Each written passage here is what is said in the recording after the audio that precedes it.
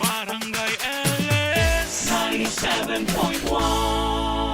Forever! Mga kwento ng pag-ibig, kwento ng pag-asa at mga kwento ng buhay dito sa Barangay Love Stories. Love Stories.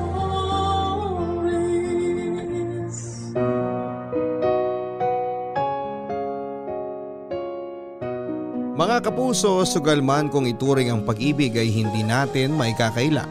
Ang kakaibang pakiramdam kapag nagsimula ng tumibok ang ating puso para sa isang tao. Masarap magmahal kahit na wala kang kasiguraduhan kung ang taong minahal mo sa kasalukuyan ay ang makakasama mo sa habang buhay. Ikaw kapuso, naaalala mo pa ba ang taong unang nagpatibok ng iyong puso? Mahirap kalimutan ang first love dahil sila ang nagbabago ng ating buhay. Sila ang unang nagturo sa atin kung paano magmahal, kung paano ang masaktan at kung paano pahalagahan ang mga bagay na importante sa ating buhay. Kaya naman kahit na hindi man sila ang nakatuluyan natin sa huli, aminin nating meron pa ring espesyal na lugar sa ating puso ang taong una nating inibig. Ganito ang naging kwento ng ating letter sender ngayong araw na si Amelia. Tungkol ito sa kanyang first love at kung papaano nila sinubukang ipaglaban ang kanilang pag-iibigan. Pero ang tanong, sila pa rin ba ang nagkatuluyan hanggang sa dulo? Alamin natin yan sa mga kwento ng pag-ibig, buhay at pag-asa. Dito lamang sa nangungunang Barangay Love Stories. Dear Papa Dudut, magandang araw po sa inyo. Ako po si Amelia at 63 anyos na po ako ngayon. Isa po akong sari-sari store owner at masasabi ko na isa po ako sa mga may edad ninyong taga-subaybay na mula pa sa Cavite. Simula noong nagpatayo po kasi ako ng sarili kong tindahan dito sa harap ng aming bahay ay naging parte na ng araw-araw ko ang pakikinig ng Barangay Love Stories. Natutuwa kasi ako kapag nakakarinig ako ng mga kwento ng ibang tao, lalo na kapag tungkol ito sa pag-ibig. Nanunumbalik ako sa panahon kung saan ay minsan din akong nakaramdam na magmahal. Kaya ko po naisipang sumulat sa inyo ay para ibahagi naman ang sarili kong love story. Mabalik po tayo taong 1975. Kung kailan ay nagsimula akong mamasukan bilang kasambahay sa tahanan ng isang mayamang pamilya sa aming lugar. 17 anyos pa lamang ako noon, Papa Dudut. Mula po ako sa isang mahirap na pamilya at ikalawa po ako sa 6 na magkakapatid. Parehong hindi nakapagtapos ng pag-aaral ang mga magulang ko. At ang tanging bumubuhay lamang sa amin noon ay ang pagpapadyak ng tatay ko. At dahil nga sa hirap ay hindi na rin po ako nakapag-aral. Hanggang high school lamang ang inabot ko at hindi ko na natapos. Kaya noong alokin ako ng kapitbahay naming si Aling Teresa na nooy namamasukan sa pamilya nila Ma'am Pasita para maging kasambahay ay hindi na po ako tumanggi. Ang aming pamilya ay 2 beses sa isang araw lang po kung kumain. At corned beef na ang maituturing naming pinakamahal na ulam. Kaya naman ang magkaroon ako ng oportunidad upang makapagtrabaho ay ako na mismo ang nagpresenta kay Aling Teresa. Mayamang pamilya po ang pinasukan ko. Isa sa pinakamayamang pamilya sa bayan namin noong kapanahunan ko. Nanggaling kasi sa politika ang kanila kaya medyo kilala na ang apelyido at kahit na hindi sila magtrabaho ay hindi na sila mauubusan ng pera. May sariling negosyo ang mga naging amo ko. Isang kainan at isang hardware store. Sa pagpasok ko sa kanilang pamilya bilang kasambahay ay doon ko na po unang nakilala si Roger na siyang nagpabago sa buhay ko.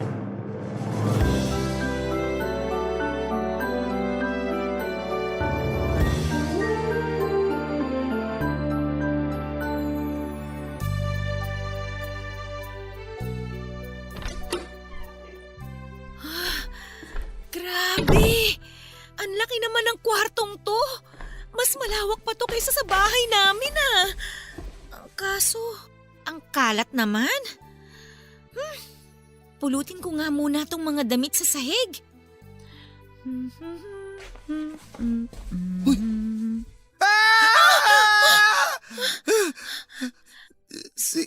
Sino ka? Sorry po, sir. Akala ko po kasi lumabas na kayo. Ang sabi po kasi ni ma'am… Sino ka nga? Anong ginagawa mo dito sa kwarto ko? Ako po si Amelia. Bakit nandito ka sa kwarto ko? At bakit hawak-hawak mo yung salawal ko? Ako po yung bagong kasambahay ninyo. Ang sabi po kasi ni ma'am, linisin ko raw tong kwarto ninyo kasi 5 buwan na raw po niyang hindi makita yung sahig sa dami po ng kalat. Hindi ka ba marunong kumatok? Paano na lang kung bigla kang pumasok dito tapos wala pala akong suot na damit? Maging ngayon naman po, wala po kayong saplot maliban dyan sa tuwalya ninyo Huwag kang titingin. Sanay na po ako dyan, sir. Puro lalaki po ang mga kapatid ko sa bahay. Maniwala man po kayo o hindi, sanay na ako makakita ng katawan ng lalaki.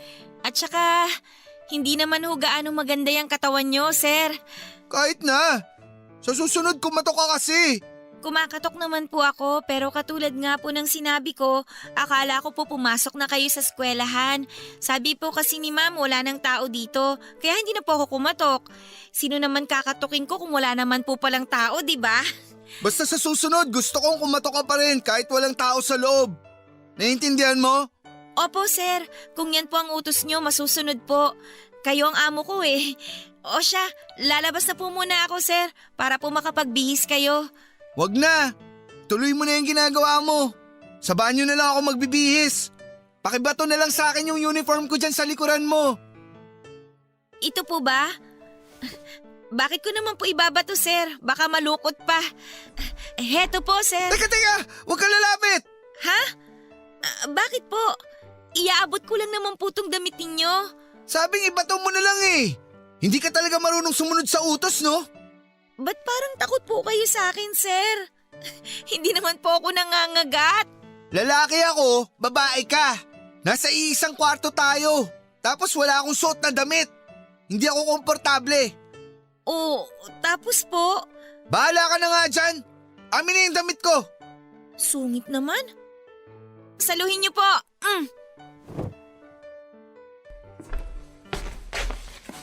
Ay nako, saan ko ba ilalagay itong maruruming damit na to? Wala ba siyang lalagyan ng maruruming damit? Grabe. May mga balat pa ng mga chichirya dito. Ang ganda sana ng kwarto. Ang kaso, parang nagiging tambakan naman ng kung ano-ano. Ay, ano ba yan? Parang araw-araw may dumadaang ipo-ipo dito Ang daming kalat. Ay, ito pa. Ano ba yan? Teka, ano to? Ano ba yan? Meron pang tinapay na inaamag na dito sa ilalim ng kama niya. Pambihira naman Ano nga pala ulit pangalan mo? Amelia, sir. Ako pala si Roger. Opo, nakwento na po kayo sa akin ni ma'am kanina. Pasensya ka na, nasigawan kita kanina. Akala ko kasi minumulto na ako Grabe nga po yung sigaw niyo Muntik na ako atakihin sa sobrang lakas. Ilang taon ka na ba? 17 po. Mas matanda pala ako sa'yo. Hindi ka ba nag-aaral? Wala kaming pera para dyan Imbis na gumastos po sa pag-aaral, ibibili na lang po namin ng ulam. Madami po kasi kami sa bahay, sir. Tapos si tatay lang po ang may trabaho sa amin. Mabuti nga po't nakapasok ako rito para naman po makatulong ako sa gastusin sa bahay. Ganun ba? Kayo po, sir, ilang taon na po kayo?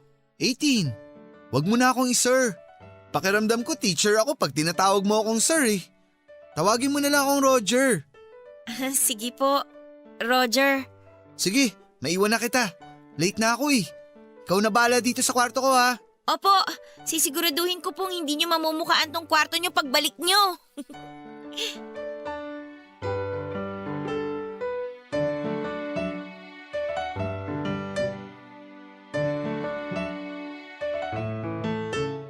Papadudod sa mga unang buwan ng pananatili ko bilang kasambahay sa tahanan nila Roger, ay mabilis kaming naging magkaibigan. Dahil siguro halos magkaedad lamang kami kaya agad kaming nagkagaanan ng loob. Dalawa lang kasi silang anak ni Ma'am Pasita at malayo ang agwat ng edad nilang magkapatid. 7 taong gulang lang noon ang nakababatang kapatid ni Roger kaya sa akin lang siya nagkaroon ng ugnayan dahil ako lang din naman ang nakakaintindi sa mga problema niya bilang pareho kaming teenager ng mga panahong yon. Mabait na tao si Roger, Papa Dudut. Makulit din siya, sobrang kulit na minsan ay napapahamak na siya sa pagkakaroon niya ng sobrang lakas ng loob. Palaging positibo ang pananaw niya sa buhay na siyang pinakanagustuhan ko. Bukod sa nakakaakit na mukha ay gentleman din siya, Papa Dudut. At marespeto sa mga taong nasa paligid niya, mayaman man o mahirap. Kailanman ay hindi ako itinuring na kasambahay ni Roger. Sa halip ay itinuring niya ako bilang kaibigan. Kaya naman po, Papa Dudut, sa araw-araw na pagsasama naming dalawa ay hindi ko na po naiwasang mahulog ang loob ko sa kanya. Pagkalipas ng mahigit 1 taon, ang pagkakaibigang nabuo sa pagitan namin ni Roger ay mas lumalim pa. Nagsimulang iparamdam ni Roger ang paggiliw niya sa akin na noong una ay hindi ko masyadong binigyan ng pansin dahil kailanman ay hindi pumasok sa isipan ko na mayroong kaming pag-asa na maging magkasintahan. Mahal ko na siya noon, Papa Dudut, pero pilit kong itinatago ang pag-ibig na yon sa kanya dahil ayokong umasa sa isang pangarap na tila ba imposibleng magkatotoo. Hanggang sa dumating ang araw na si Roger na mismo ang magtapat ng pag-ibig sa akin.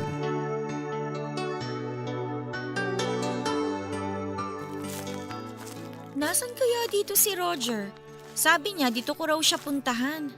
Amelia, nandito ako. Ay, nandyan ka pala. Kanina pa ako paikot-ikot dito sa kakahanap sa'yo. Ang tagal mo kasi sa palengke. Sandali lang kaya ako doon. Natagalan ako sa paghahanap sa'yo. Sabi mo, hintayin mo ako sa may akasya. Ang dami kayang akasya dito.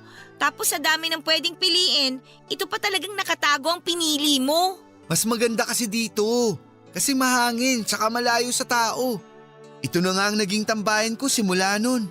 Kasi kapag nandito ako, pakiramdam ko may sarili akong mundo. Malayo sa ingay, malayo sa mga tao, tahimik at ang pinaka-importante, solo ko tong lugar.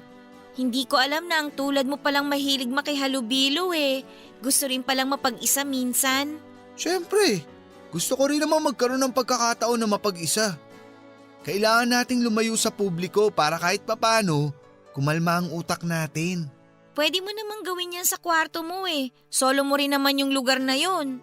Kwarto ko na kada oras kinakatok ni mama kasi palagi na lang daw ako nagkukulong. Wag na, mas maganda dito. Kasi parang kaharian na ang turing ko dito. Tapos ako ang hari, di ba? Ewan ko sa'yo, para kang bata mag-isip. Bakit? May masama ba sa sinabi ko? Wala naman. Nakakatuwa ka lang kasi. Ang tanda-tanda mo na pero nag-i-imagine ka pa ng mga kaharian na yan? Pagbigyan mo na ako. Bakit mo pala ako tinawag dito? May gusto sana akong sabihin sa'yo eh. Ano naman ang gusto mong sabihin? Di ba, nasabi ko sa'yo na ako ang hari dito? Oo. May kulang kasi sa kaharian ko eh. Ano pa ba ang kulang? Wala akong reyna. Pwede bang ikaw na lang ang gawin kong reyna? Ayaw mo ba? Nagtatapat ka ba ng pag-ibig sa akin? Parang gano'n na nga. Roger, kasi… Ayos lang naman kung ayaw mo. Maiintindihan naman. Oo! Pumapayag ako maging reyna mo! Talaga? Siguro hindi mo napapansin to pero kakaibang saya talaga ang nararamdaman ko tuwing kasama kita. Dahil sa'yo nagkakaroon ako ng inspirasyon sa buhay.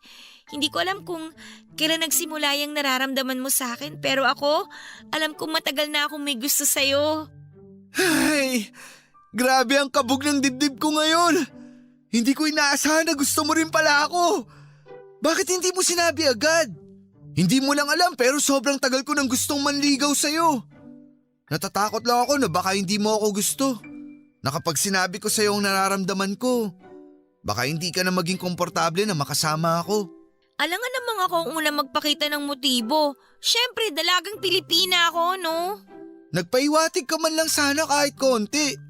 Hindi mo ba alam na bago ka dumating sa lugar na to, ilang beses kong pinractice yung mga linyang sasabihin ko sa'yo? Ha? Anong ibig mong sabihin na pinractice mo lang ang mga sasabihin mo? Aaminin ko na. First time ko lang pumunta sa lugar na to. Kanina pa akong umaga naghahanap ng magandang pwesto para magtapat sa'yo. Sakto lang na malapit dito ang dinadaanan mo papuntang palengke. Kaya itong akasya na to na lang pinili ko. Akala ko talaga sariling lungga mo na tong akasya na to eh. Naniwala pa naman ako. Siyempre, kailangan kong maging romantiko para mapa-oo kita. Ayun na nga, napa-oo mo na nga ako. Pero hindi ba mas nakakatuwa kung meron tayong sariling lugar na tayong dalawa lang yung nakakaalam? Para kapag kunwari pinaghiwalay tayo ng tadhana, na sana naman hindi mangyari, may tagpuan tayong dalawa. Oh, edi ito na yon. Simula ngayong araw, ang puno ng akasyang to na ang magiging tagpuan natin. Total, itong akasya na to na ang naging saksi sa panimula ng relasyon natin. Sandali lang ha. Ano kayang maganda? Ito.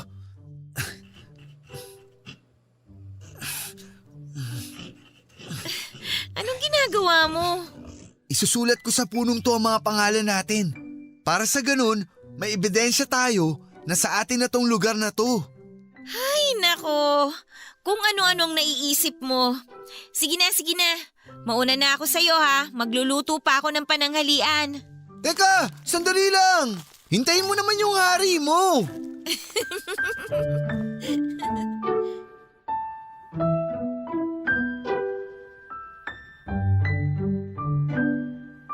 Papadudod sinagot ko po si Roger. Hindi na po ako nagdalawang isip pa dahil totoo naman na nahulog na ang loob ko sa kanya noon. Hanggang ngayon ay naaalala ko pa rin ang pakiramdam noong naging nobyo ko si Roger na parang kahapon lang ito nangyari. Parang ako na yata ang pinakamasayang babae noon. Akalain mo ang lalaking inaasam ko.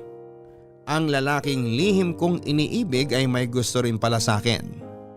Sinong babae naman ang hindi sasaya kapag naging kayo ng taong pinakamimithi mo?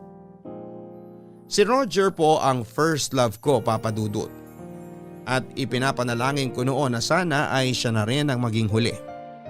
Iniisip ko noon na kapag nawala sa akin si Roger ay baka mahirapan na akong maghanap ng iba dahil na kay Roger na po ang lahat ng katangiang pinapangarap ko sa isang lalaki. Siya po ang nagturo sa akin kung papaano ang magmahal at sa kanya ko rin naramdaman kung papaano ang makatanggap ng pagmamahal. Papadudod sa kabila ng masayang buhay ko kasama si Roger, ay kabaliktaran naman ito para kay Ma'am Pasita. Ibang-iba po kasi ang ugali ni Ma'am Pasita kumpara sa anak nitong si Roger. Masyado po siyang strikto at minsan ay may pagkamatapobre pa. Alam na alam ko po ito dahil kailanman ay hindi niya ako itunuring na pamilya bagkus ay isang utusan lamang. Saka nga lang po kami nakakakain kapag tapos na ang pamilya nilang kumain. Iba rin po ang ulam nila sa ulam namin. Sa pananatili ko po sa kanila ay damang-dama ko po ang linyang naghahati sa pagitan namin na mahirap at sa kanila na mayaman. Nang minsan nagkukulitan kami ni Roger sa kusina at sweet na sweet ay bigla kaming naaktuhan ni Ma'am Pasita sa ginagawa namin. Para kami mga batang nahuli ng magulang na gumagawa ng masama. Sobrang lakas ng kabog ng dibdib ko noon, Papa Dudut. Dahil alam kong ayaw na ayaw ni Ma'am Pasita na nagiging feeling close ako sa pamilya niya. Handa na ako noon na mapagalitan pero kinagulat ko ang naging reaksyon sa amin ni Ma'am Pasita. Papadudot nang makita kami ni Ma'am Pasita na naglalambingan ni Roger sa kusina ay parang wala siyang nakita. Hindi masaya ang mukha niya pero hindi rin naman galit ang itsura niya. At kung galit man siya ay hindi niya ito ipinaramdam sa harap ni Roger. Yon ang mas nakakatakot, Papa Dudut. Dahil hindi ko alam kung ano ang nasa isipan niya noon. Akala ko ay pagagalitan niya ako sa nakita niya pero sa halip, ang ginawa niya ay inutusan niya lang akong tapusin ang mga labada samantalang pinapasok naman niya si Roger sa kwarto niya para mag-aral. Matapos noon ay ilang araw pong naging mailap si Mampasita sa akin. Alam kong hindi niya nagustuhan ang nakita niya at naramdaman ko yon sa tono ng pakikipag-usap niya sa akin tuwing meron siyang ipinapagawa. Para bang galit siya sa akin. Sa mga araw na yon ay grabe po talaga ang kaba sa dibdib ko dahil natatakot akong mawala ng trabaho. Kaya naman tuwing nilalapitan ako ni Roger sa loob ng kanilang bahay ay sinisigurado kong wala si Mampasita na maaaring makakita sa amin. Pero dumating din po ang araw na kinakatakutan ko. Habang nasa eskwelahan si Roger at mag-isa ako naglilinis ng kanilang CR, ay doon na po kinumpronta ako ni Mampasita. Hindi na po bago sa akin ang mapagalitan niya pero ng araw na yon ay ibang klaseng galit po ang ipinakita niya sa akin. Galit yon na may halong pandidiri.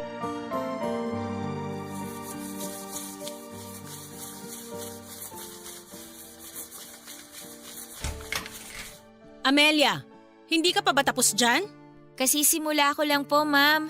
Bakit po? May iutos po ba kayo? Wala naman, pero gusto kitang makausap. Itigil mo muna yung ginagawa mo. Sige po. Ma'am, meron po ba kayong gustong sabihin? Napapansin ko lang kasi na masyado ka na yatang nagiging malapit kay Roger. Mukhang nakakalimutan mo na yata kung ano ka rito ah. Ay, hindi naman po, ma'am. Alam ko naman po ang trabaho ko dito sa bahay ninyo. Paminsan-minsan, nagkukwentuhan lang po kami ni Roger tungkol po sa buhay kasi pareho kaming nakaka-relate sa mga problema namin bilang kabataan. Roger? Ganun na kayo kalapit sa isa't isa para tawagin mo siya sa pangalan? Hindi po. Nakiusap po kasi si Roger. Si Sir Roger sa akin na tawagin ko na lang po siya sa pangalan niya. Naaasiwa raw po kasi siya kapag tinatawag ko siyang sir. Ipapaalala ko lang sa'yo, Amelia ha, nakatulong ka rito. Hindi ka nagbabakasyon sa bahay namin para makipaglandian sa anak ko. Naintindihan mo? Opo, ma'am. Alam ko namang mahirap na hindi magkagusto sa anak ko kasi gwapo naman talaga siya. Sa totoo lang, maraming babae ang nagkakagusto sa kanya kaya sinasabi ko na sa'yo. Kung ano man ang nararamdaman mo sa anak ko ngayon, pigilan mo na yan. Wala kang pag-asa sa kanya. Muchacha ka lang. Opo, ma'am. Aminin mo nga. May gusto ka na ba kay Roger? Ma'am, wala po.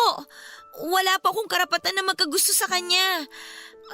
Katulad nga po ng sinabi ninyo, hindi po kami bagay sa isa't isa. Oo, tama ka.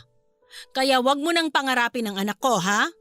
Kung makikita mo lang yung mga babaeng kaklase niya na nagkakagusto sa kanya, walang-wala ka kumpara sa mga batang yon. Naiintindihan ko po, ma'am. Tsaka sa susunod, ayaw ka nang makita na nagsasayang ka ng oras kasama si Roger. Naiintindihan mo ba? Kung trabaho, trabaho lang. Walang halong kakirihan, kuha mo? Nandito ka para maging utusan, hindi para maghanap ng kalandian. Kung gusto mo nang magkaroon ng nobyo, maghanap ka sa inyo, wag dito. Maraming lalaki doon na kauri mo. Sobra naman po kayo masyado, ma'am. Alam ko pong mahirap lang kami, pero sana wag niyo naman po kaming insultuhin ng ganyan. Masakit ba? Totoo kasi, di ba? Opo, ma'am, mahirap lang ako at hindi kami bagay ni Sir Roger. Nakuha ko na po yung punto ninyo. Wag niyo naman po sanang idamay dito ang estado ng buhay ko. Mukhang hindi mo pa nakukuha. Sumasagot ka pa eh. Saan mo nakuha yung tapang na sagot-sagutin ako? Dahil ba close na kayo ni Roger? Ay, hindi naman po, ma'am. Sorry po, nadala lang po ako. Ayusin mo yung bunganga mo, ha? Hindi kayo bagay ng anak ko. Isaksak mo yan sa kukote mo. Hindi ka niya magugustuhan at kailanman hindi ako papayag na magkaroon ng nobyang chimay ang anak ko. Nakuha mo? Opo, ma'am. Kailangan mo ng trabahong to, di ba? Kung gusto mong manatili sa trabahong to, layuan mo ang anak ko. Opo, Ano? Hindi kita narinig. opo ma'am, nakuha ko po. Kayang-kaya kitang paalisin dito sa pamamahay ko at kayang-kaya kitang palitan ng walang pag-aalinlangan. Kaya wag na wag mo akong kakalabanin. Hala sige, bumalik ka na sa pagkukuskos ng kubeta. Siguraduhin mong walang dumiyan, ha?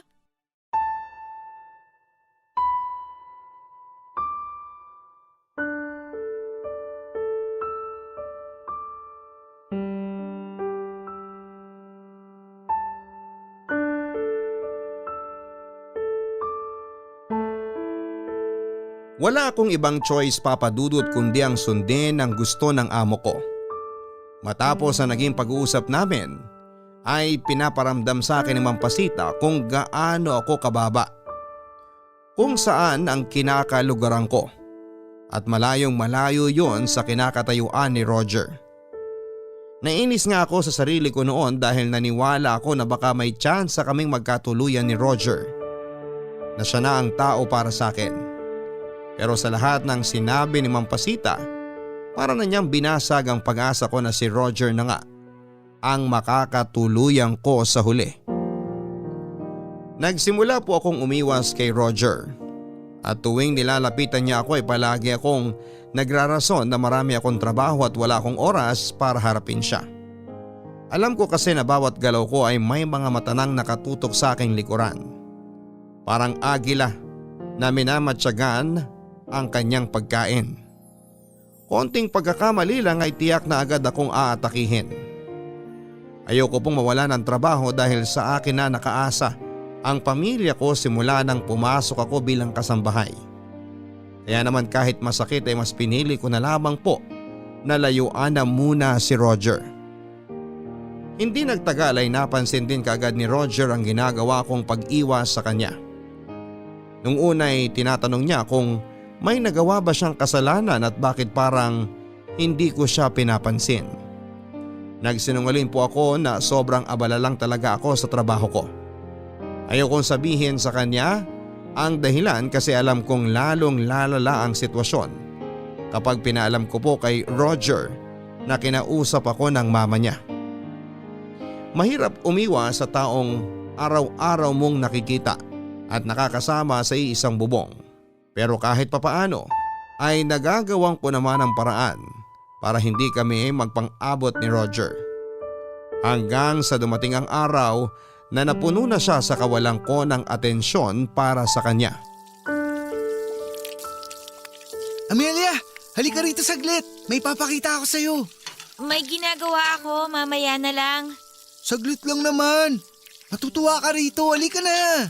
Roger, abala ako sa trabaho ko. Ang damot mo naman sa oras. Wala pa nga sa 1 minuto hiningi ko sa'yo eh. Ayaw mo pang ibigay. Mahalaga ang bawat oras para sa akin, Roger. Marami akong trabaho sa isang araw at kapag hindi ko nagawa lahat yun, pagkagalitan ako ng mama mo. Ayoko mangyari yun. Si mama ba ang dahilan kung bakit ka nagkakaganyan? Anong ibig mong sabihin? Siya ba nagsabi na iwasan mo ko? Inutusan ka ba niyang huwag makipag-usap sa akin? Hindi ah. Marami lang talaga akong ginagawa ngayon kaya wala pa akong oras para sa'yo. Alam ko ng ugali ni mama eh. Huwag mo na siyang pagtakpan. Siya may pakana nito, no? Tinakot ka ba niya? Pwede ba, Roger? Huwag mo muna akong abalahin. Walang kinalaman dito si Ma'am Pasita. Kung ganun, anong dahilan? Bakit ka umiiwas? Ayaw mo na ba sa akin? May nagawa ba akong kasalanan? Abala lang talaga ako. Ano ka ba? Mahirap bang intindihin yun? Marami akong ginagawa ngayon. Ang hindi ko maintindihan, busy ka rin naman noon pero bakit ngayon? Ganito na ang trato mo sa akin. Gusto mo na ba akong hiwalayan? Hindi, Roger, hindi. Ayoko mawala ka sa akin. Ayoko mangyari yun. Eh bakit ayaw mong sabihin sa akin kung anong problema? Amelia, wag mo akong gawing bobo. Marunong ako magbasa ng sitwasyon. Tinatanong kita kasi gusto ko lang ng kumpirmasyon mo. Tinatakot ka ba ni mama? Oo. Kinausap niya ako na layuan kita. Hindi daw tayo para sa isa't isa. Mas marami raw ibang babae dyan na mas bagay sa'yo. Amelia, ikaw lang ang babae para sa akin. Ikaw lang ang babaeng minamahal ko. Ako ang mas nakakaalam kung sino ang tinitibok ng puso ko at hindi si Mama. Kaya huwag kang maniwala sa kanya. Nalilito na ako, Roger. Hindi ko alam kung ano ba yung dapat kong gawin. Susundin ko ba yung puso ko na nagsasabing mahalin kita? O papanig ba ako sa utak ko na nagsasabing mas kailangan kong trabahong to? Hindi ko na alam ang gagawin ko eh. Halika nga rito, yakapin mo ako. Roger, Huwag kang matakot kay Mama. Alam kong nasabi lang niya yung mga bagay na yun kasi hindi ka pa niya lubusang nakikilala. Ako kilalang kilala na kita kasi palagi kitang nakakasama. Hayaan mong kilalanin ka muna ni Mama. Kapag nakita niya kung gaano ka kabait, kasipag at kalambing, paniguradong hindi na niya tayo tututulan. pero kailangan kong sundin ang gusto ng mama mo. Kung hindi ko gagawin yun, tatanggalin niya ako sa trabaho. Ganito na lang, didistansya na muna ako sa'yo. Itago na lang muna natin ang relasyon natin para sa kapakanan mo. Basta araw-araw, tuwing mamamalengke ka, lagi kitang hihintayin sa tagpuan natin. Sa puno ng akasya? Oo, sa sarili nating kaharian. Salamat. Salamat at naiintindihan mo ko. Pasensya ka na kung wala pa akong magawa sa ngayon. Pasensya na rin sa kung ano mang nasabi sa'yo ni Mama. Mabait namang tao si Mama. Minsan iba lang talaga ang tingin niya sa mga taong malayo sa estado ng buhay niya. Naiintindihan ko naman siya eh. Kabutihan mo lang naman ang iniingatan ni Ma'am Pasita. Hayaan mo, ipinapangako ko sa'yo na balang araw, ipapakilala rin kita sa publiko bilang nobya ko. Pangako ko yan.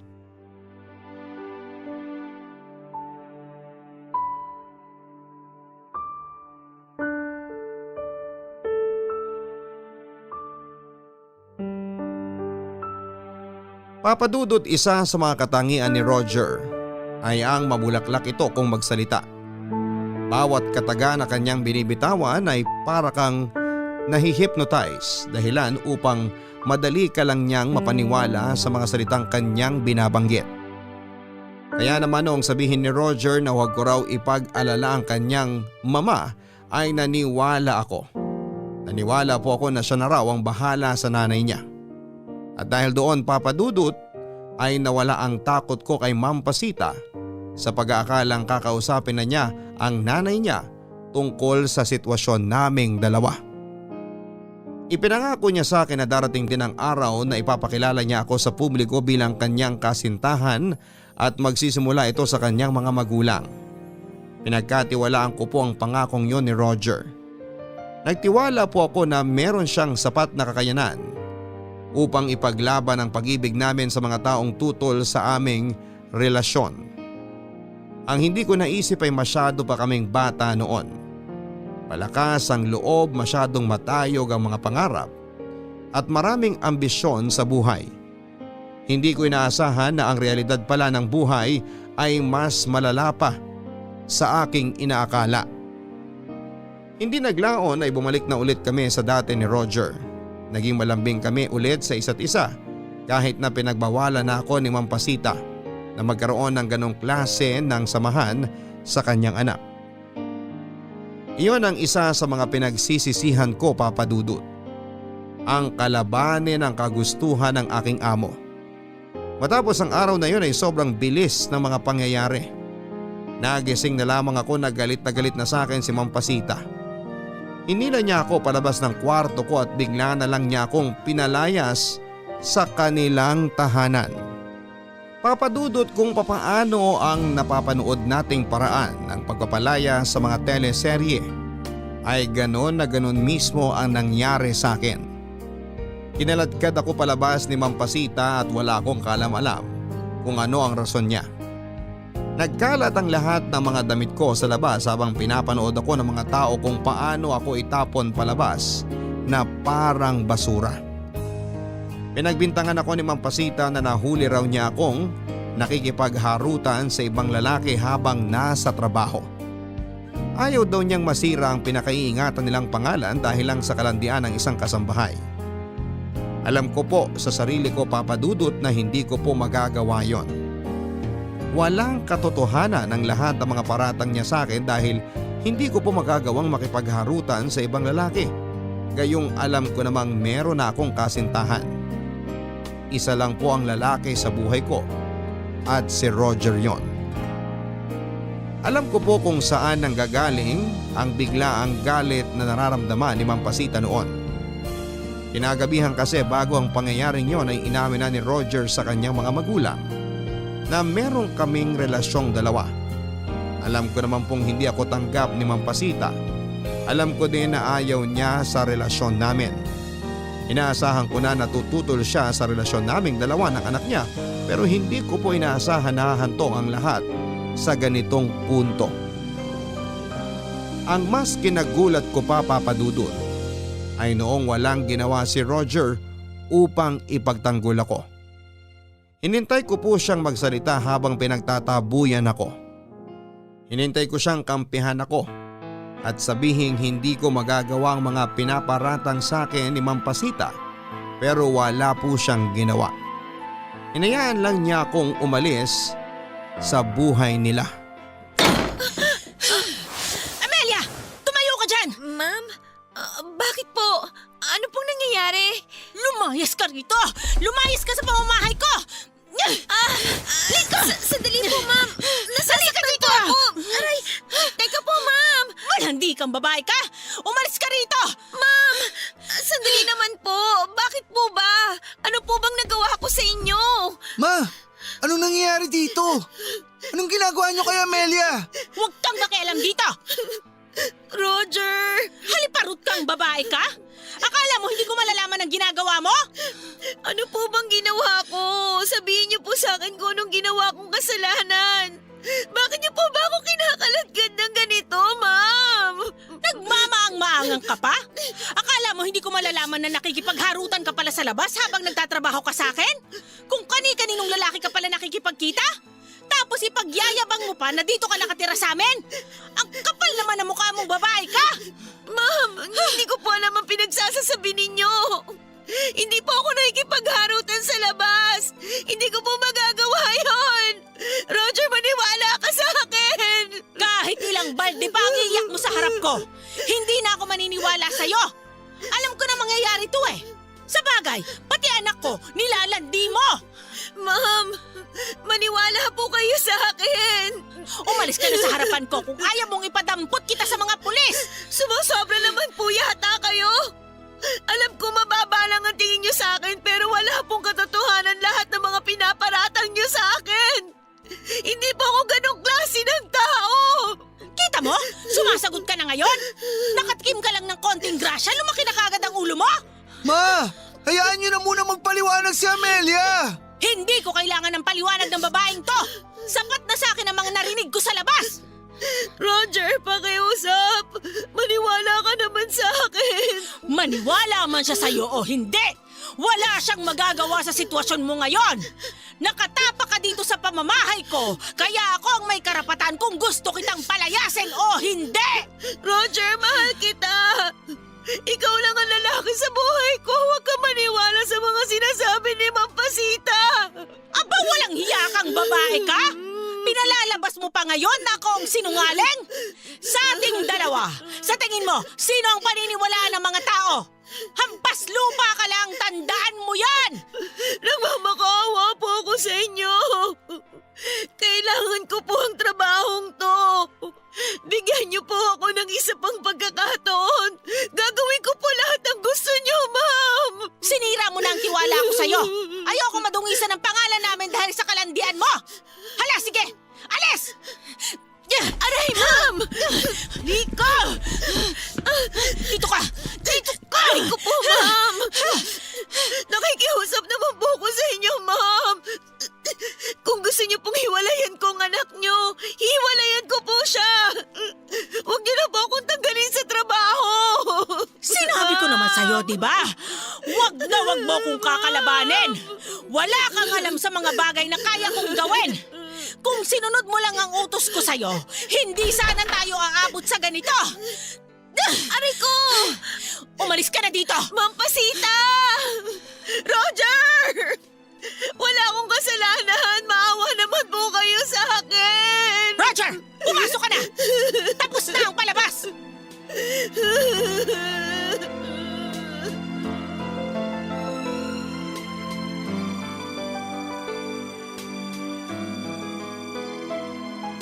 Wala na po akong ibang nagawa, Papa Dudut, kundi ang tanggapin ang kapalaran ko. Kung hindi na nila gusto ang serbisyo ko ay tinanggap ko po yun kahit na mabigat sa dibdib. Nakakalungkot lang na wala akong kapangyarihan upang malinis ang pangalan ko. Pero ganun talaga ang buhay. Kung mahirap ka lang ay wala kang kakayanang labanan ng may kaya at may impluwensyang tulad ni Ma'am Pasita. Umalis po ako sa kanilang bahay ng mabigatang pakiramdam. Hindi dahil napahiya ako. Hindi dahil pinagbintangan ako. Kundi dahil hinayaan lang ako ni Roger na umalis. Ni hindi kami nakapagpaalam sa isa't isa. Hindi man lang kami nakapag-usap sa kung anuman ang mangyayari sa relasyon namin pagkatapos ng naganap na pagpapalayas, kung kami pa ba. O kasabay ng pag-alis ko sa kanila ay ang pagtatapos na rin ng relasyon naming dalawa. Papa Dudut, agad naman akong nakahanap ng bagong trabaho matapos akong mapalayas. Nakapasok ako bilang tagahugas ng pinggan sa isang maliit na karinderya.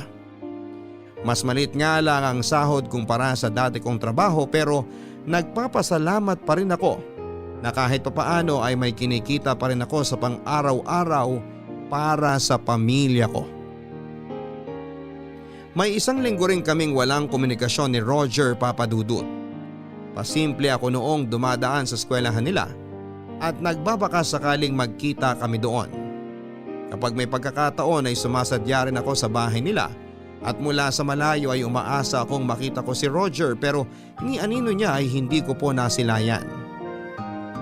Paubos na noon ang pag-asang pinangahawakan ko, Papa Dudut, nang bigla akong makatanggap ng liha mula kay Roger na pinahatid pa niya mula kay Aling Teresita. Nabuhayan ako ng loob nang mabasa ko na gusto raw niya akong kitain sa susunod na Sabado, 9:00 ng gabi, sa puno ng akasya kung saan siya nagtapat ng pag-ibig sa akin. Roger! Amelia! Akala ko iniwan mo na ako. Higpitan mo ang yakap mo sa akin. Pasensya ka na. Ngayon lang ako nagkaroon ng oras para kausapin ka. Ako na rin ang humingi ng tawad sa mga ginawa sa'yo ni Mama. Bakit ngayon ka lang nagpakita? Hindi mo ba alam kung gaano kahirap maiwan sa dilim? Ni hindi ko alam kung anong estado ng relasyon natin. Meron pa bang tayo? Bakit? Akala mo ba bibitawan na lang kita basta-basta? Hindi ako ganung tao, Amelia. Kapag mahal ko ang isang tao, ipaglalaban ko siya. Ipaglalaban kita. Iniwan mo ako sa ere, Roger. Hinayaan mo lang ako na tapak-tapakan ng mama mo. Hinayaan mo lang na durugin niya ako gamit ang mga masasakit na salita. Alam mo kung ano pang mas masakit? Wala akong alam kung anong tumatakbo sa isip mo noong mga oras na yon. Natatakot ako na baka naniwala ka na sa mga binibintang niya sa akin. Natatakot ako na bigla mo na lang akong iwan dahil doon. Pasensya ka na. Masakit din para sa akin na makita kang inaalipusta ng sarili kong nanay.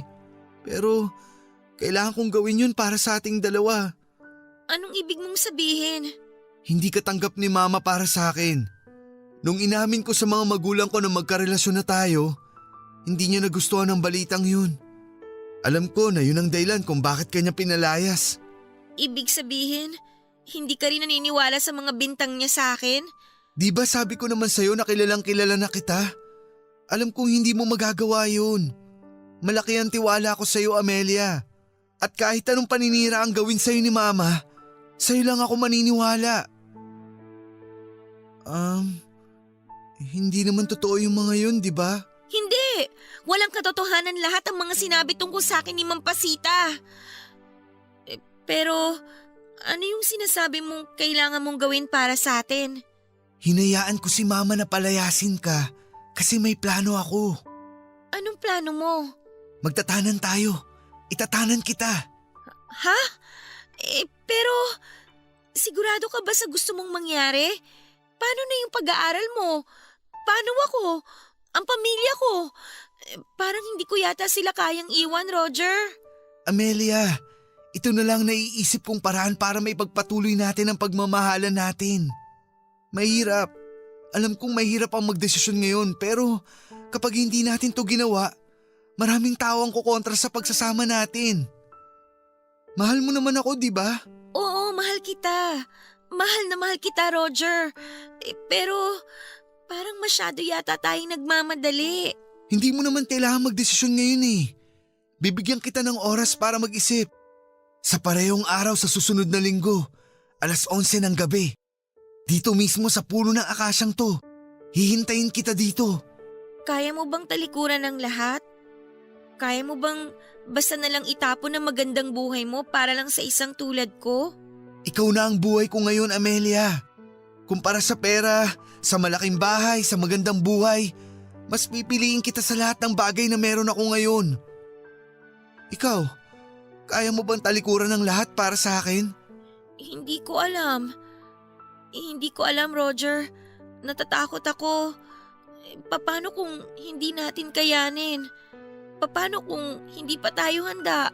Magtiwala ka lang sa pag-ibig natin, Amelia. Gagawin ko ang lahat para sa ating dalawa. Saan tayo pupunta? Anong plano mo kapag nakaalis na tayo dito? May kaibigan ako na may rest house dun sa lalawigan nila.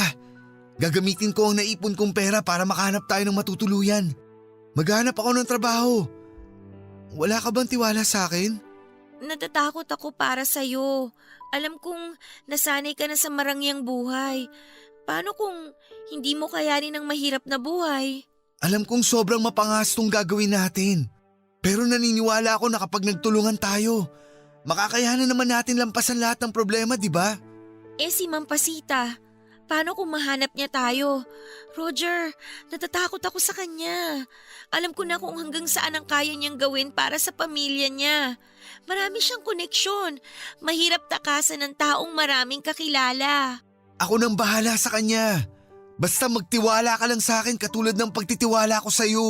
Nagtitiwala naman ako sa'yo, pero kailangan ko lang talagang pag-isipan to ng mabuti. May 1 linggo pa naman tayo para makapag-isip eh. Basta wag mong kalimutan ha, sa parehong araw sa susunod na linggo, 11:00 ng gabi, dito sa tagpuan natin. Maghihintay ako sa'yo.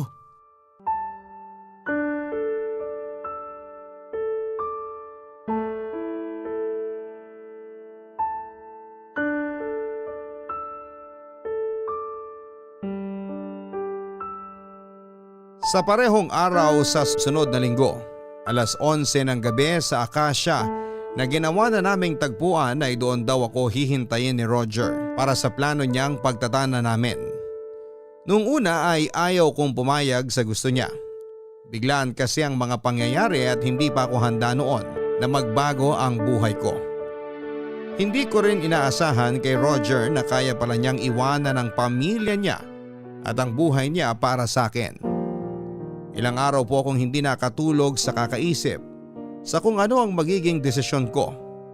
Sobrang hirap po ang pumili sa pagitan ni Roger at ng pamilya ko. Pero gaya nga ng sabi ni Roger, yun na lamang ang tanging paraan para maipagpatuloy namin ang pagmamahala namin na pilit kinokontra ng iba.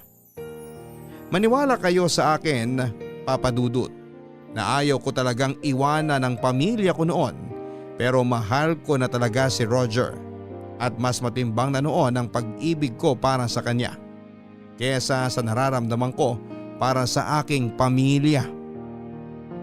Mahirap ang pinili kong desisyon, Papa Dudut, pero iyon na po ang landas na pinili ko, ang landas na makasama si Roger. Dumating ang araw ng pagtatana namin. Sobrang lakas ng kabog ng dibdib ko noon habang palihim akong nag-aayos ng gamit na dadalhin ko. Bawat patak ng oras ay pabilis naman ang kabog ng dibdib ko. Pagsapit ng alas 11 ng gabi ay doon ko na nga po niyakap ang bagong buhay na aking kahaharapin. Nang masiguro kong nakatulog na ang lahat ng tao sa bahay ay tumakas po ako at dali-daling tinungo ang puno ng akasya kung saan ay inaasahan ko nang naghihintay sa akin si Roger. Pero Papa Dudut, pagdating ko sa puno ng akasya ay walang Roger na sumalubong sa akin. Naghintay po ako Papa Dudut. Sa pag-aakalang baka nagkaroon lang ng kaunting problema si Roger kung kaya't natagalan siya sa pagdating. Ang paghihintay ko ay umabot ng 1 oras, 2, 3 hanggang sa abuti na po ako ng bukang liwayway sa kakahintay. Hindi po ako sinipot ni Roger. Umuwi po akong dismayado at punong-puno ng katanungan sa isipan ko. May nangyari bang masama sa kanya? Nagbago na ba ang isipan niya? Mali ba ako ng nadinig na petsa? Hindi ko na po alam Papa Dudut. Mabuti na lamang at hindi pa ako nagpaalam sa pinapasukan kong trabaho. Kaya't may binalikan pa akong trabaho kinabukasan. Kinagabihan ay sinubukan ko pa rin bumalik sa aming tagpuan at umaasa. At nagbabaka sakali pero wala pa ring Roger na dumating. Nakisuyo ako kay Aling Teresita na magdala ng sulat para kay Roger. Pero nang mga panahong yon ay bigla na lang naging mailap sa akin si Aling Teresita na para bang pilit akong iniiwasan. Nagpabalik-balik ako sa eskwelahan nila sa pagbabaka sakaling makita ko siya. Pero para bang hindi ako pinagbibigyan ng kapalaran. Dahil maging doon ay hindi ko siya nakita. Dahil dito ay wala na akong iba pang pinagpilian kundi ang puntahan siya mismo sa kanilang bahay. Alam kong galit pa rin sa akin si Mampasita ng panahong yon. Pero naglakas loob ako para lamang makausap ang nobyo ko. Pero sa lahat ng taong pwedeng makita ng araw na yon, ay si Mampasita pa ang humarap sa akin. Anong ginagawa mo rito? Hindi ba sinabi ko na sa'yo na wag mo nang ipapakita ang pagmumukha mo sa amin? Ma'am, nagpunta po ako rito para kausapin po sana si Roger. Ah, talagang ayaw mong tantanan ng anak ko, ha? Kahit sandali lang po, Ma'am Pasita. May gusto lang po akong itanong sa anak nyo. Wala dito si Roger. Hindi mo na siya makikita kahit maglupasay ka pa dyan. Bakit po? May nangyari po ba sa kanya? Ano bang pakialam mo sa buhay namin? Wala kang karapatang alamin at makialam sa buhay namin. Ang kapal ng mukha mo magpakita pa rito? Ma'am, kasintahan po ako ni Roger. May karapatan po akong malaman kung nasan siya. Aba, ang tayog naman ang lipad mong babae ka. Ano ngayon kung kasintahan ka ni Roger? Kasintahan bang matatawag ang babaeng hindi alam kung nasaan ang nobyo niya? Hindi ko na po kailangan marinig ang mga insulto ninyo. Hindi na ako nagtatrabaho sa inyo para sikmurain ko pa ang mga pagdurog niyo sa pagkatao ko. Hindi rin po kayong ipinunta ko rito. Si Roger po ang gusto kong makausap. Pinagtataasan mo na ako ng boses ngayon? Saan mo napulot yung kakapalan ng mukha mo, ha? Ha?